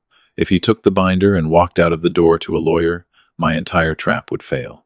The poison pill on page 47 would be discovered, and he would run. My heart hammered against my ribs, but I kept my face frozen in a mask of pathetic concern. Preston looked at me, and I saw his colossal ego instantly flare up. He was profoundly insulted that I thought he needed a lawyer to hold his hand. He looked at my trembling fingers and my exhausted face, and he made the fatal, arrogant assumption I was banking on. He assumed I was simply too senile, too old, and too incompetent to possibly draft a contract that could threaten him. He thought I was just a frightened old man, stalling out of fear. "William," he said, his voice laced with impatient condescension, "I hold a Master of Business Administration degree from a top-tier university. I manage multi-million-dollar acquisitions for this firm every single day. I do not need a junior lawyer to charge me $500 an hour to read a standard executive transfer agreement." He reached across the desk and firmly pulled the black leather binder out from under my shaking hand. The urgency in his movements was palpable. He was terrified that if he left the room, my foggy mind might change, or the board of directors might intervene and snatch the $50 million fund away from him. He wanted the absolute power, and he wanted it instantly. "I do not want to wait for lawyers to drag this out for weeks," Preston continued, flipping open the binder with aggressive confidence. "You are stressed. Valerie is stressed. I want to solve this problem for our family right now. We can handle this internally, man to man." He reached into his tailored jacket and pulled out a heavy gold-plated fountain pen. He did not flip to the middle of the document. He did not scan the liability clauses. He completely ignored the dense paragraphs where Jonathan had meticulously buried the fatal poison pill. He flipped directly to the final signature page at the very back of the binder. "Preston," I whispered, making one last, desperate-sounding plea. "Are you absolutely certain? It is $50 million of corporate debt." "I am certain, William," he snapped, clearly annoyed by my persistence. "Let me carry this weight for you." Without another moment of hesitation, he pressed the gold pen to the paper. I watched in utter silence as he aggressively scrawled his signature across the bottom of the contract. He signed his name, printed the date, and initialed the final authorization boxes. He was enthusiastically claiming his new title as Chief Executive Officer of the Apex subsidiary. He was eagerly demanding total, unrestricted access to a massive corporate fund, but he was also blindly agreeing to the specific legal condition buried on page 47. He was legally binding himself to the stipulation that if he were ever found guilty of prior financial misconduct, the corporate veil would vanish. He had just personally assumed absolute unprotected liability for $50 million of debt. Preston capped his pen and closed the binder with a loud, triumphant slap. He slid the documents back across my desk, beaming with arrogant satisfaction. He stood up tall, buttoning his suit jacket, feeling like the absolute king of the world. "It is done, William," he said, flashing that toxic smile one last time. "You do not have to worry about a single thing anymore. I have got everything completely under control from here on out. Go home, get some rest. I will see you at the wedding rehearsal." "Thank you, Preston," I mumbled, keeping my head bowed. He turned around and strode out of the executive suite, practically skipping with victory as the heavy glass doors closed behind him. I listened to his confident footsteps fade down the carpeted hallway. I waited until the absolute silence returned to the office. The second I knew he was gone, my entire physical posture transformed. My slumped shoulders straightened immediately. The pathetic, exhausted expression vanished from my face. The violent tremor in my hands stopped instantly, replaced by a cold, surgical steadiness. I picked up the black leather binder and traced my fingers over his fresh, drying signature. I stood up from my desk, walked over to the oil painting hanging on the far wall, and swung it open to reveal my hidden wall safe. I punched in the digital code, pulled the heavy steel door open, and placed the signed legal contract safely inside. I locked the safe and listened to the secure electronic beep echoing in the quiet room. The charade was over. Preston walked out of my building believing he was a multi-millionaire genius who had successfully conquered my empire. He had no idea that the ink drying inside my safe had just legally sealed his absolute destruction. He was now personally on the hook for $50 million, and I held the match that was going to burn his entire world to the ground. The heavy steel door of my hidden wall safe clicked shut, securing the contract inside. I did not waste a single second celebrating. I grabbed my encrypted hard drive containing the forensic audit, the folder of the private investigator's photographs, and the documented records of the phantom vendor wire transfers. Jonathan was waiting for me in the underground parking garage, sitting behind the wheel of an unmarked black sedan. I slid into the passenger seat and handed him the heavy leather briefcase. He nodded silently, putting the car into gear and driving us directly toward the federal building. The drive was completely silent. We both knew the sheer magnitude of what we were about to initiate. We were not just filing a simple police report regarding a stolen corporate asset. We were handing over a perfectly wrapped federal wire fraud case involving millions of dollars of illicitly transferred funds. When we arrived at the massive concrete structure, we bypassed the reporting desk. Jonathan had utilized his extensive legal connections to arrange a private meeting with a special agent in the Financial Crimes Division. We were escorted through a labyrinth of secure corridors until we reached a stark, windowless conference room deep inside the federal facility. 2 federal agents were waiting for us at the long metal table. Special Agent Miller was an imposing man with a calculating gaze, while his partner, Special Agent Davis, sat silently behind a laptop computer. I did not waste their time with emotional appeals or family grievances. I opened my briefcase and began laying out the irrefutable physical evidence across the cold steel table. I showed them the high-resolution photographs of Preston and his mistress entering the luxury penthouse. I presented the detailed banking records showing the exact flow of the embezzled $2 million transferring into the offshore accounts of the phantom vendors. Then Jonathan presented the forensic audit mapping, the entire fraudulent financial architecture Preston had built within my company over the past 8 months. The agents reviewed the documents with a practiced, clinical detachment. However, as they began cross-referencing the offshore account routing numbers with their own federal databases, the atmosphere in the room distinctly shifted. Agent Miller looked up from the paperwork, his expression suddenly transforming from routine professional interest to intense concentration. Mr. Crawford, Agent Miller said, his voice dropping into a low, serious register. This is not a simple case of corporate embezzlement by a greedy son-in-law. The specific offshore routing accounts he is using to wash these funds belong to a highly organized international money laundering syndicate. We have been tracking this specific financial network for over 3 years, but they always operate through untraceable shell corporations. Your son-in-law has hardwired your legitimate corporate infrastructure directly into a massive global criminal enterprise. The sheer scale of this wire fraud goes far beyond the $2 million he stole. If we move in and arrest him today, based solely on this preliminary evidence, his defense attorneys might successfully argue that he was simply an unwitting pawn manipulated by these sophisticated overseas vendors. He might escape with a light sentence while the actual syndicate disappears into the shadows. We cannot let that happen. We need to eradicate his legal defense before we put the handcuffs on him. We need to secure an absolute, unassailable admission of his executive authority over this entire financial operation. Jonathan leaned forward, resting his elbows on the metal table. We anticipated that exact legal hurdle, Jonathan explained. That is precisely why William had him sign a legally binding contract, assuming the chief executive officer title of a newly formed subsidiary company designed to handle a $50 million expansion fund.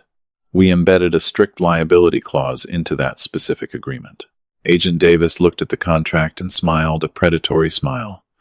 This is brilliant legal architecture, she admitted, but an isolated signature in a private office is still vulnerable to coercion claims.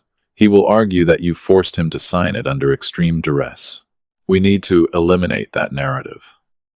We need him to voluntarily and publicly claim his new title and his absolute control over that specific $50 million fund in front of numerous unimpeachable witnesses. He must publicly declare his ownership of the financial architecture so thoroughly that no defense attorney can untangle him from the federal wire fraud charges. We need a perfectly staged public confession. I sat back in my chair and took a slow, deliberate breath, thinking about the social calendar for the upcoming weekend. The timing could not have been more perfectly aligned with our objectives.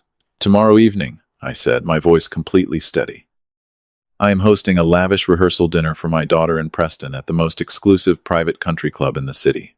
The guest list includes over 100 prominent local politicians, wealthy corporate executives, and business leaders. It is the absolute pinnacle of high society networking. Preston has been boasting about this specific dinner for weeks, intending to use the event to elevate his social status. It is the perfect stage for his massive ego.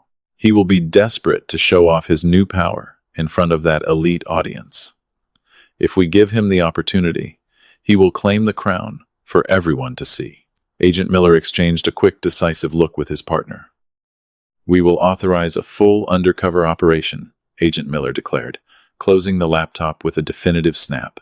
We will deploy 3 senior federal agents to infiltrate the rehearsal dinner disguised as elite corporate investors looking to discuss the new harbor expansion project. We will wire the entire dining hall with high-definition hidden cameras and sensitive audio recording devices. All you have to do is set the stage, Mr. Crawford. You stand up in front of those 100 witnesses and you offer a heartfelt toast to your future son-in-law. You officially introduce him as the newly appointed Chief Executive Officer of the Apex Project. You hand him the microphone, and you simply let his own blinding arrogance do the rest of the work. Once he publicly brags about his complete control over that $50 million fund, the federal trap will officially lock him inside a concrete cell for the next 20 years. We shook hands and walked out of the federal building into the cold evening air. The massive wheels of the federal justice system were now aggressively turning, and they were pointed directly at the man who was currently sleeping in a penthouse paid for by my stolen money. I had spent the last 2 weeks playing the role of a pathetic, failing old man. I had endured the humiliating gaslighting, the patronizing medical threats, and the heartbreaking tears of my manipulated daughter. But the time for hiding in the shadows was completely over. I had just 48 hours left to finalize the meticulous preparations for the rehearsal dinner. I was not planning a simple wedding celebration anymore. I was meticulously organizing the absolute ultimate public execution of Preston's entire life, and I was going to make sure the entire city watched him fall. The evening of the rehearsal dinner arrived with a bitter chill, but inside the grand ballroom of the Sterling Crest Country Club, the atmosphere was suffocatingly warm and dripping with luxury. I stood right near the arched entryway, watching as 200 elite corporate figures, local politicians, and wealthy socialites flowed into the opulent space. Crystal chandeliers cast a golden, glittering light over tables draped in heavy white silk and adorned with towering floral centerpieces. The waiters in immaculate uniforms moved silently through the crowd, carrying silver trays loaded with expensive champagne and delicate appetizers. It was a staggering display of wealth and privilege. Completely funded by the company Preston was actively dismantling from the inside. I scanned the room, my heart aching immensely, when my eyes finally found my daughter. Valerie looked absolutely breathtaking. She wore a stunning, floor-length emerald gown that perfectly complemented the joyful, radiant smile illuminating her face. She was completely surrounded by her bridesmaids, laughing and holding a crystal flute, entirely oblivious to the dark, massive storm gathering directly above her head. Seeing her so incredibly happy, so profoundly deceived by the man standing beside her, required me to summon every ounce of corporate discipline to maintain my composure. I had to remind myself repeatedly that the agonizing pain I was about to cause her tonight was the only way to save her from a lifetime of total financial and emotional devastation. I took a very slow, deep breath, feeling the weight of the medical affidavits resting securely inside the inner pocket of my tailored suit jacket. The trap was perfectly laid, and the players were all moving exactly as I had meticulously orchestrated. Preston moved through the crowded ballroom, looking every inch the billionaire king he falsely believed himself to be. He was wearing a custom-tailored, midnight blue tuxedo that fit his athletic frame with absolute perfection. I knew with absolute certainty that the exorbitant price tag of that suit had been paid for using the very funds he had stolen from my primary expansion accounts.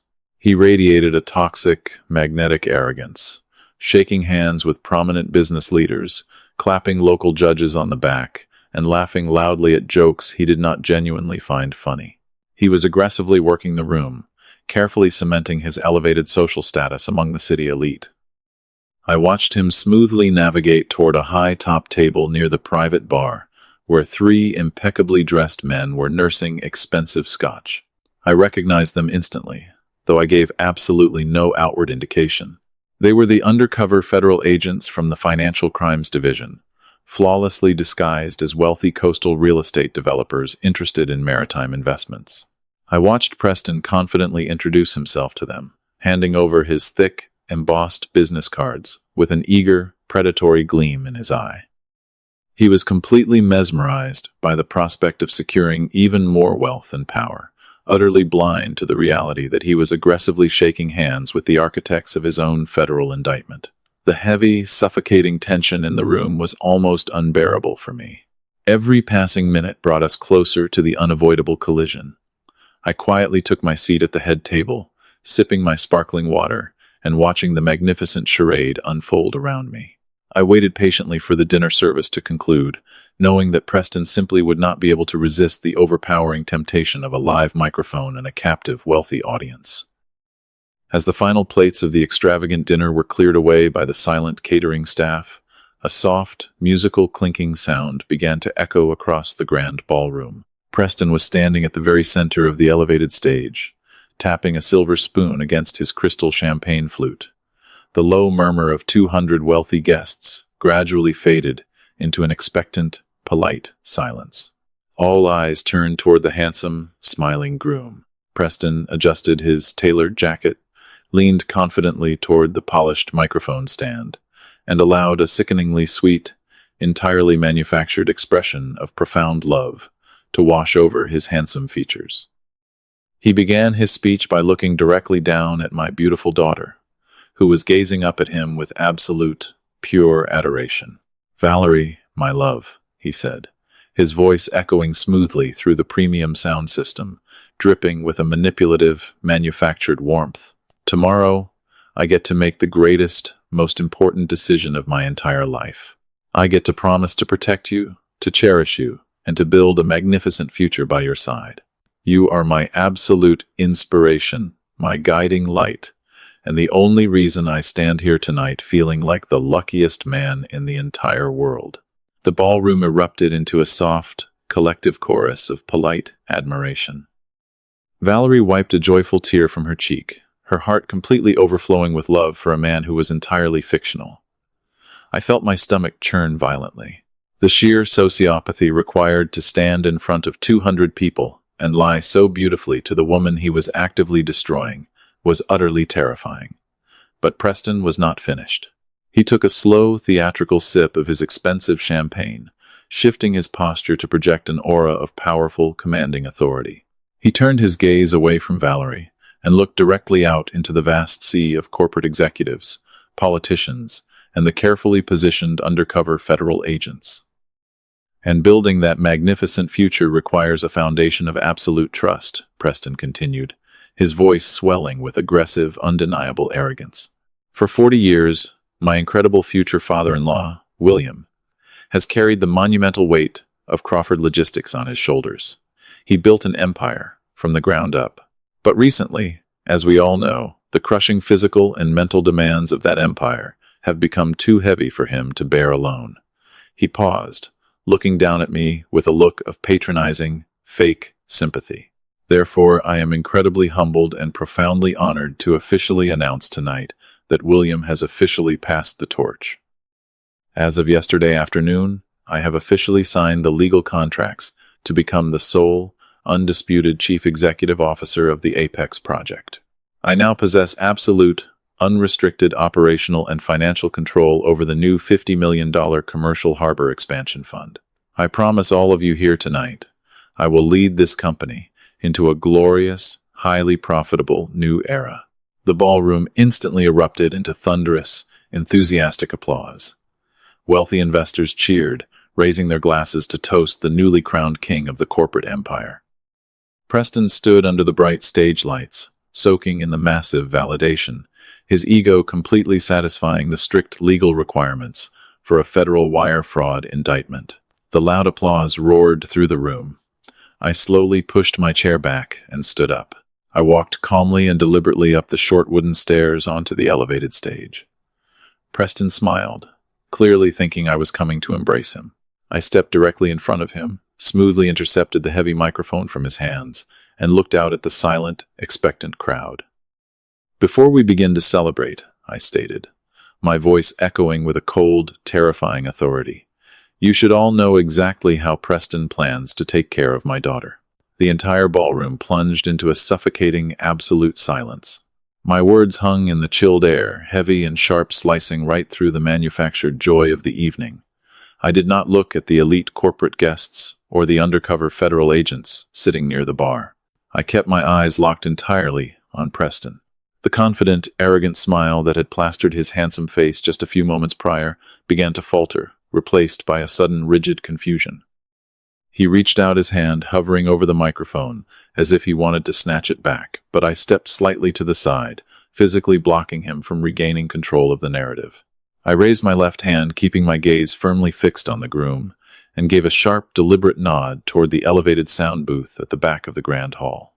The audio engineer, a trusted operative Jonathan, had personally vetted and hired for this exact moment through the master switch. The soft, elegant background music was instantly severed. For a fraction of a second, there was nothing but the nervous breathing of 200 wealthy guests. Then a harsh metallic click echoed through the massive state-of-the-art surround sound speakers positioned in every single corner of the room. The pristine acoustics of the country club amplified the recording with terrifying clarity. It was not a professional studio recording. It had the distinct, unmistakable hollow echo of a dark, enclosed space. Preston's voice suddenly blasted through the ballroom, loud, cruel, and completely stripped of his usual charming veneer. It was the exact conversation I had recorded on my hidden phone, while standing in the shadows of the storage pantry just weeks ago. "I would honestly rather chew glass than touch that desperate cow," the recorded voice of Preston sneered, his words dripping with pure, unadulterated venom. The sheer volume of the audio made the terrible insult vibrate through the crystal glasses resting on the tables. But her trust fund is the golden ticket, Roxanne. Once we are officially married, we drain the operational accounts dry.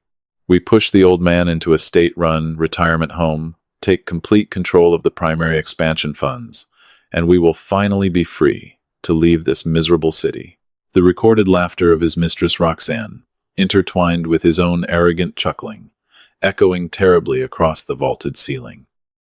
The audio cut off with a sharp digital snap, plunging the room back into a silence that was so profoundly heavy it felt like the oxygen had been completely sucked out of the building. A collective horrified gasp rippled through the sea of guests. Corporate executives stared in absolute shock.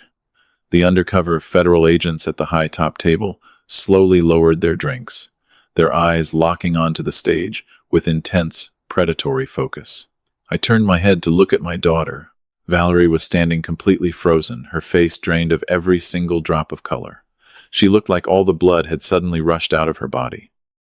Her beautiful emerald gown seemed to hang heavily on her trembling frame. The delicate crystal champagne flute slipped from her numb fingers. It hit the polished marble floor with a sharp, violent crash, shattering into 100 glittering pieces. The sound of breaking glass seemed to finally break the spell of shock, holding her paralyzed. She let out a small broken whimper, taking a slow, terrified step backward, putting physical distance between herself and the man she had just promised to marry. Preston panicked. The smooth billionaire facade violently shattered, revealing the desperate cornered rat underneath. He lunged forward, his face flushed bright red with sheer terror and blinding rage. His hands waved frantically in the air as he turned toward the stunned audience. "It is fake," Preston screamed, his voice cracking with a high-pitched, desperate hysteria. He pointed an accusatory finger directly at my chest, his eyes wide and frantic. "Do not listen to him. It is entirely fake. This is fabricated artificial intelligence audio. He hates me. William has always hated me. He hired someone to generate that recording to ruin our wedding and sabotage my career. I never said those things. Valerie, look at me. You have to believe me, please. It is a pathetic, computer-generated lie." He reached out his hands toward Valerie, pleading with her to accept his frantic, improvised defense. A few guests in the audience began to murmur the concept of artificial intelligence, providing a brief, plausible shadow of a doubt. Preston grabbed onto that slight hesitation like a drowning man clutching a life preserver. He turned back to the crowd, his chest heaving, trying to regain his charming, authoritative posture. "This man is suffering from severe dementia," Preston shouted, desperately trying to deploy the medical weapon he had threatened me with for months. "He is having a paranoid, delusional breakdown right here on this stage. We need to call an ambulance and get him immediate psychiatric help." I did not raise my voice. I did not match his frantic, chaotic energy. I simply reached into the inner pocket of my tailored tuxedo jacket and pulled out a thick, heavy manila envelope. I walked away from the microphone and stepped down from the elevated stage, moving directly toward the long, beautifully decorated head table where Valerie Preston's family and the bridal party were seated. Preston watched my deliberate movements with growing absolute dread, his desperate screaming slowly faltering into a terrified silence. I stopped at the very center of the head table, right in front of Preston's elegant pearl-wearing mother, who was sitting with her hands clasped nervously over her mouth. I unfastened the metal clasp of the thick envelope. With a swift, forceful motion, I upended the contents directly onto the pristine white silk tablecloth. Dozens of high-resolution, 8x10 glossy photographs spilled out, sliding across the table and scattering among the expensive floral arrangements and the crystal dinnerware. They were the flawless, undeniable images captured by the private investigator Jonathan had hired. The photographs were meticulously clear, bright, and absolutely devastating. They showed Preston and his mistress Roxanne walking arm in arm into the lobby of the luxury downtown penthouse. They showed the two of them kissing passionately on the private balcony overlooking the city skyline. They showed Preston swiping the unauthorized corporate credit card to purchase a diamond tennis bracelet at a high-end boutique, while Roxanne stood right beside him admiring the stolen jewelry. There was no artificial intelligence defense for this. There was no medical dementia excuse that could erase the physical, photographic evidence staring up from the dining table. Every single image was time-stamped, clearly dated within the last 3 weeks, capturing his ongoing brazen infidelity and his blatant financial theft in full, vibrant color. Preston's mother looked down at the scattered photographs resting next to her dinner plate. She picked one up with a trembling, manicured hand, staring at the high-definition image of her son embracing another woman. She let out a piercing, hysterical scream that tore right through the ballroom. His arrogant, untouchable billionaire facade was now totally and completely forever destroyed. The piercing scream from Preston's mother shattered the last remaining fragments of his carefully constructed reality. The entire head table erupted into absolute chaos. Valerie backed away so fast she nearly tripped over the train of her beautiful emerald gown, weeping uncontrollably, as the high-definition images of her fiancé, embracing his mistress, stared back at her from the pristine white silk tablecloth. The wealthy corporate guests, who had just been applauding him a few moments ago now, muttered in shocked, disgusted whispers. Preston's face twisted from a mask of terrified panic into an expression of raw, animalistic fury. His massive ego simply could not process the sheer magnitude of his public humiliation. He lunged forward, closing the physical distance between us, his fists clenched tightly at his sides. He stopped just inches from my chest, breathing heavily, his eyes burning with a blinding, toxic rage. He truly thought he could still intimidate me. He believed he could salvage his broken power by reverting to the aggressive corporate bullying that had always worked for him in the past. "You think this changes anything, you pathetic old man?" Preston spat, his voice trembling with furious, arrogant desperation. "You think a few photographs and some cheap hotel affairs are going to stop me from taking what is rightfully mine? You are nothing but a weak, fading dinosaur, and you just handed me the absolute keys to your entire kingdom. I am the Chief Executive Officer of the Apex Project. I signed the legal transfer documents in your executive office yesterday morning. I hold absolute, total operational and financial control over the $50 million expansion fund. You literally begged me to take it from you because your mind is completely failing. If you try to cancel this wedding or humiliate me any further, I will personally drain every single penny from that expansion account. I will deliberately mismanage those massive commercial contracts until Crawford Logistics is drowning in irreversible debt. I will bankrupt your entire family legacy and sell the ashes to the highest bidder. You gave me the absolute power, William. You gave me the ultimate weapon, and I am going to use it to destroy you completely."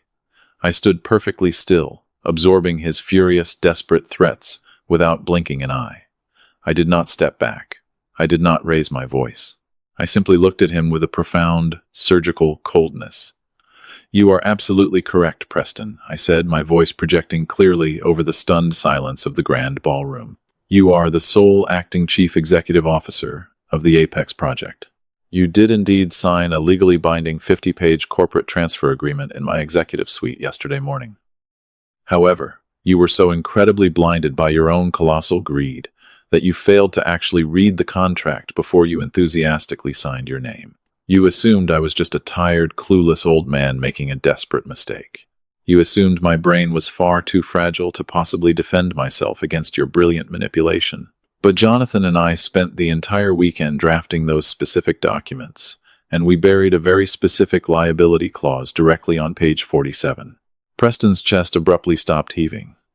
The furious, arrogant fire burning inside his eyes flickered and instantly died, replaced by a creeping, terrifying realization. "A liability clause," he whispered, his voice suddenly sounding incredibly small and incredibly fragile. "What liability clause?" I stepped slightly closer to him, ensuring that every single word I spoke echoed clearly into the hidden microphones, capturing our conversation for the federal agents waiting in the wings. "The Apex Project is not a simple operational subsidiary, Preston," I explained calmly and methodically. "It is a highly leveraged commercial entity. The $50 million does not exist as liquid cash ready for you to steal. It is an enormous line of corporate credit backed entirely by the parent company. Standard executive contracts always include a corporate veil to protect the chief executive from assuming that massive commercial debt. But your specific contract contains a massive poison pill. We explicitly wrote that if the acting chief executive officer is ever found guilty of any prior financial misconduct fraud, or embezzlement within the parent organization, the protective corporate veil is immediately and permanently pierced. In that exact event, the executive personally assumes absolute unprotected liability for the entire $50 million commercial debt. Preston's mouth fell wide open. The color completely drained from his handsome face, leaving him looking like a terrified ghost. He began to shake uncontrollably, his pristine, tailored tuxedo suddenly looking far too large for his trembling frame. "You see, Preston," I continued relentlessly, pushing him further toward the edge of the financial cliff. "I have spent the last 3 weeks conducting a secret forensic audit of your entire logistics division. I know absolutely everything. I know about the $2 million you quietly embezzled through the phantom overseas vendors. I know about the luxury downtown penthouse you leased for Roxanne using my corporate routing numbers. I know about the luxury sports cars, the expensive jewelry, and the offshore accounts. That specific, undeniable wire fraud automatically activates the poison pill you willingly signed yesterday.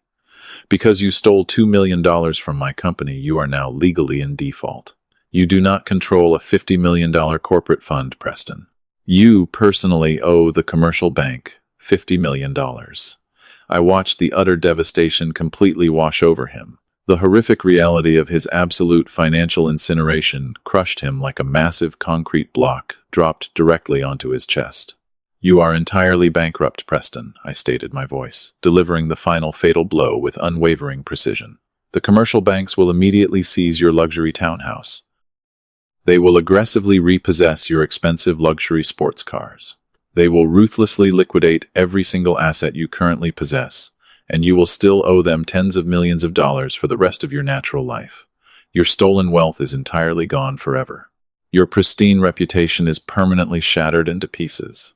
Your bright, lucrative future is completely and legally destroyed. You meticulously dug your own shallow grave, and you happily jumped right inside."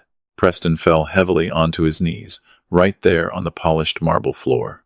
The arrogant billionaire king was utterly gone, reduced to a weeping, pathetic shell of a broken man. He reached out his shaking hands, grabbing the dark fabric of my trousers, begging for mercy, apologizing frantically through his heavy, pathetic, wet sobs. He desperately pleaded with me to tear up the contract, to immediately forgive him, to just give him one more single chance to fix his monumental mistake. He promised he would leave the beautiful city today and never, ever bother my grieving family ever again. I looked down at his crying face, feeling absolutely nothing but a deep, cold, righteous vindication. I did not offer him a single solitary word of comfort or any kind of forgiveness. But right before I could speak, another sentence to the broken, defeated man sobbing helplessly at my feet, the grand, heavy double doors of the ballroom suddenly burst violently wide open to reveal the waiting authorities rushing forward. The heavy oak doors of the grand ballroom did not simply open. They were shoved apart with a violent, aggressive force that sent them crashing against the interior walls. The echoing boom cut through the thick, suffocating tension hanging over the room. Dozens of heavily armed federal agents poured into the magnificent space wearing dark, tactical gear that starkly contrasted with the opulent silk drapery and crystal chandeliers. The 3 men who had spent the entire evening sitting at the high-top table sipping expensive scotch suddenly abandoned their completely fabricated identities. Special Agent Miller and his undercover team drew their federal badges, moving forward with terrifying, practiced precision. The 200 wealthy corporate executives and high society elites gasped in unison, scrambling backward in absolute shock as the tactical unit aggressively swarmed the perimeter of the room. It was a perfectly synchronized, flawless military execution playing out right in the middle of a multi-million-dollar wedding rehearsal dinner. I took a slow, deliberate step backward, giving the federal authorities the clear, unobstructed path they required to finish the job I had meticulously started. Preston was still kneeling on the cold marble floor, his hands desperately clutching the dark fabric of my trousers. When he heard the heavy tactical boots stomping toward him, he slowly turned his head. The sheer absolute terror that washed over his tear-stained face was completely unforgettable. He finally realized the inescapable depth of the catastrophic trap he had blindly walked into. He scrambled backward, moving like a frightened, cornered animal, trying to put distance between himself and the advancing federal agents. He bumped into the beautifully decorated head table, knocking over expensive crystal wine glasses and heavy silver platters. Agent Miller did not hesitate for a single solitary second. He lunged forward, grabbing Preston by the collar of his custom-tailored midnight blue tuxedo. Preston let out a high-pitched, frantic shriek and tried to violently twist away from the physical grasp. The defensive movement was an incredible mistake. Miller and another towering agent forcefully grabbed Preston's arms, twisting them sharply behind his back. With a swift, brutal motion, they slammed the billionaire corporate prince face first directly onto the center of the head table. The impact was incredibly loud. Preston's handsome, arrogant face crashed directly into the massive 5-tier custom wedding cake that had been carefully positioned right in front of him. The elaborate structures of white fondant, sweet vanilla icing, and delicate sugar flowers violently exploded all over his body. His immaculate, expensive Italian tuxedo was instantly ruined, smeared with sticky white frosting and crushed cake layers.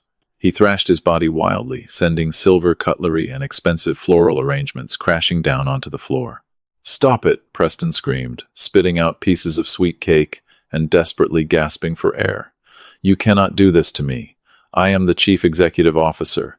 I have the money. I have absolute control." Agent Miller pressed his heavy forearm firmly against the back of Preston's neck, pinning him completely flat against the ruined dessert.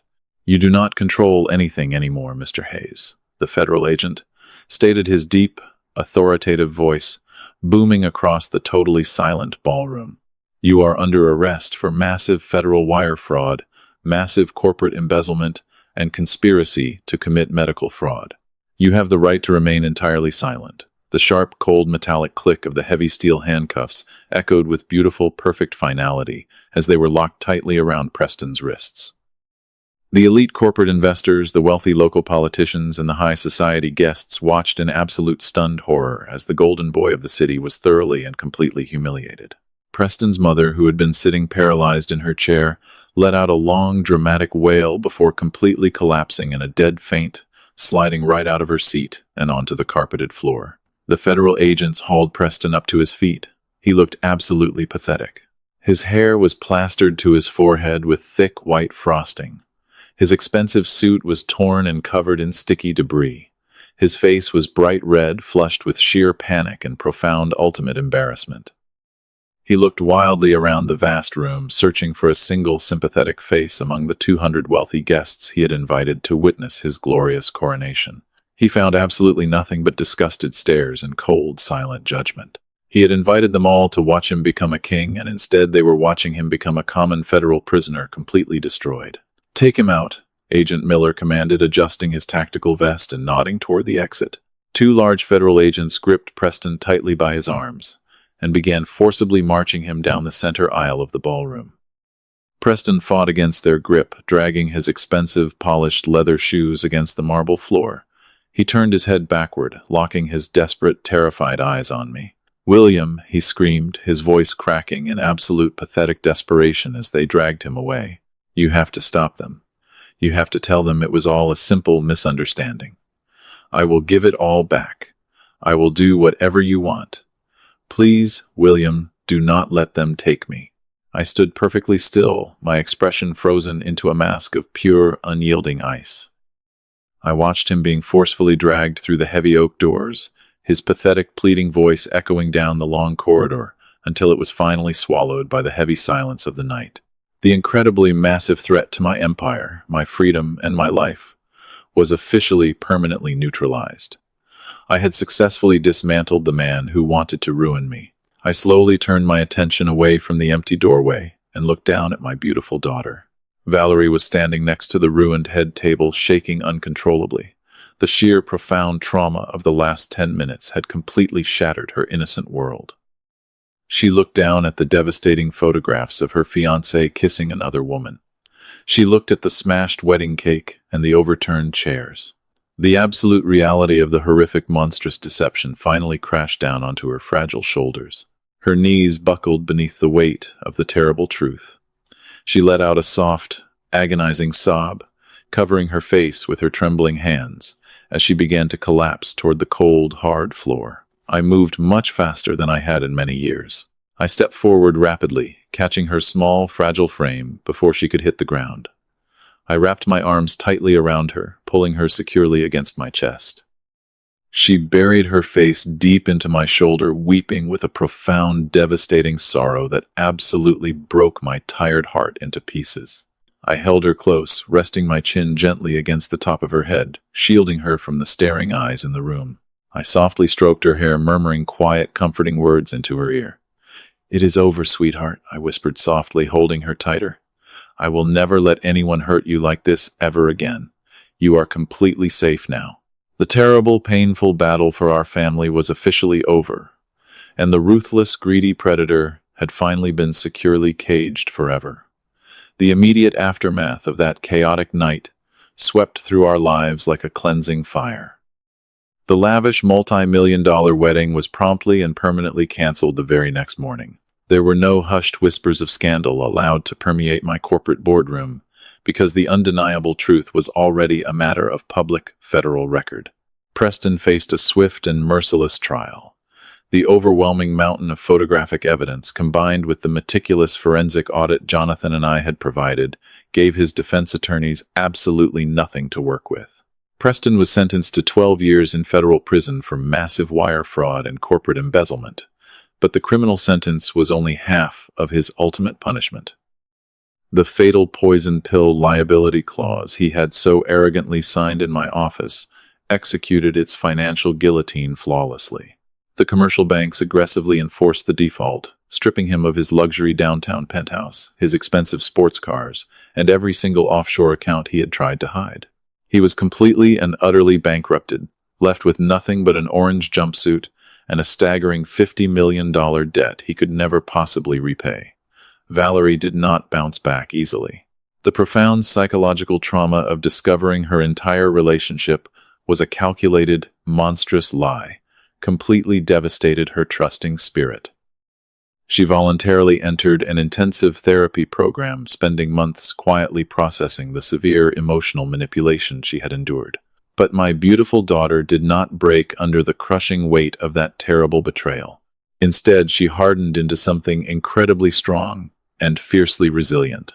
When she finally emerged from her long healing process, she walked directly into my executive office and requested a position within the company. I loved her with my entire heart, but I absolutely refused to hand her an executive title out of blind paternal pity. I told her that if she wanted to lead, she had to learn every single grueling aspect of the logistics business from the bottom up. She accepted the immense challenge without a single complaint.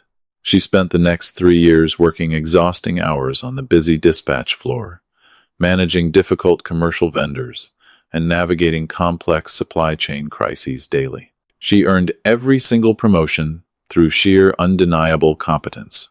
Today, she sits across the hall from me as the fierce, undisputed vice president of operations, commanding the absolute respect of every single employee in this large building. I am currently looking out through the large glass windows of my executive suite, watching the commercial trucks rolling smoothly out of our massive dispatch hub. The bright morning sunlight is catching the polished metal of the vehicles, reflecting the quiet, enduring strength of the empire I spent 40 years building alongside my late wife. The company is more profitable and deeply secure than it has ever been before. But the true victory is not measured in our quarterly revenue reports or our vast corporate expansion funds. The ultimate triumph is the absolute, lasting peace radiating warmly through this entire building.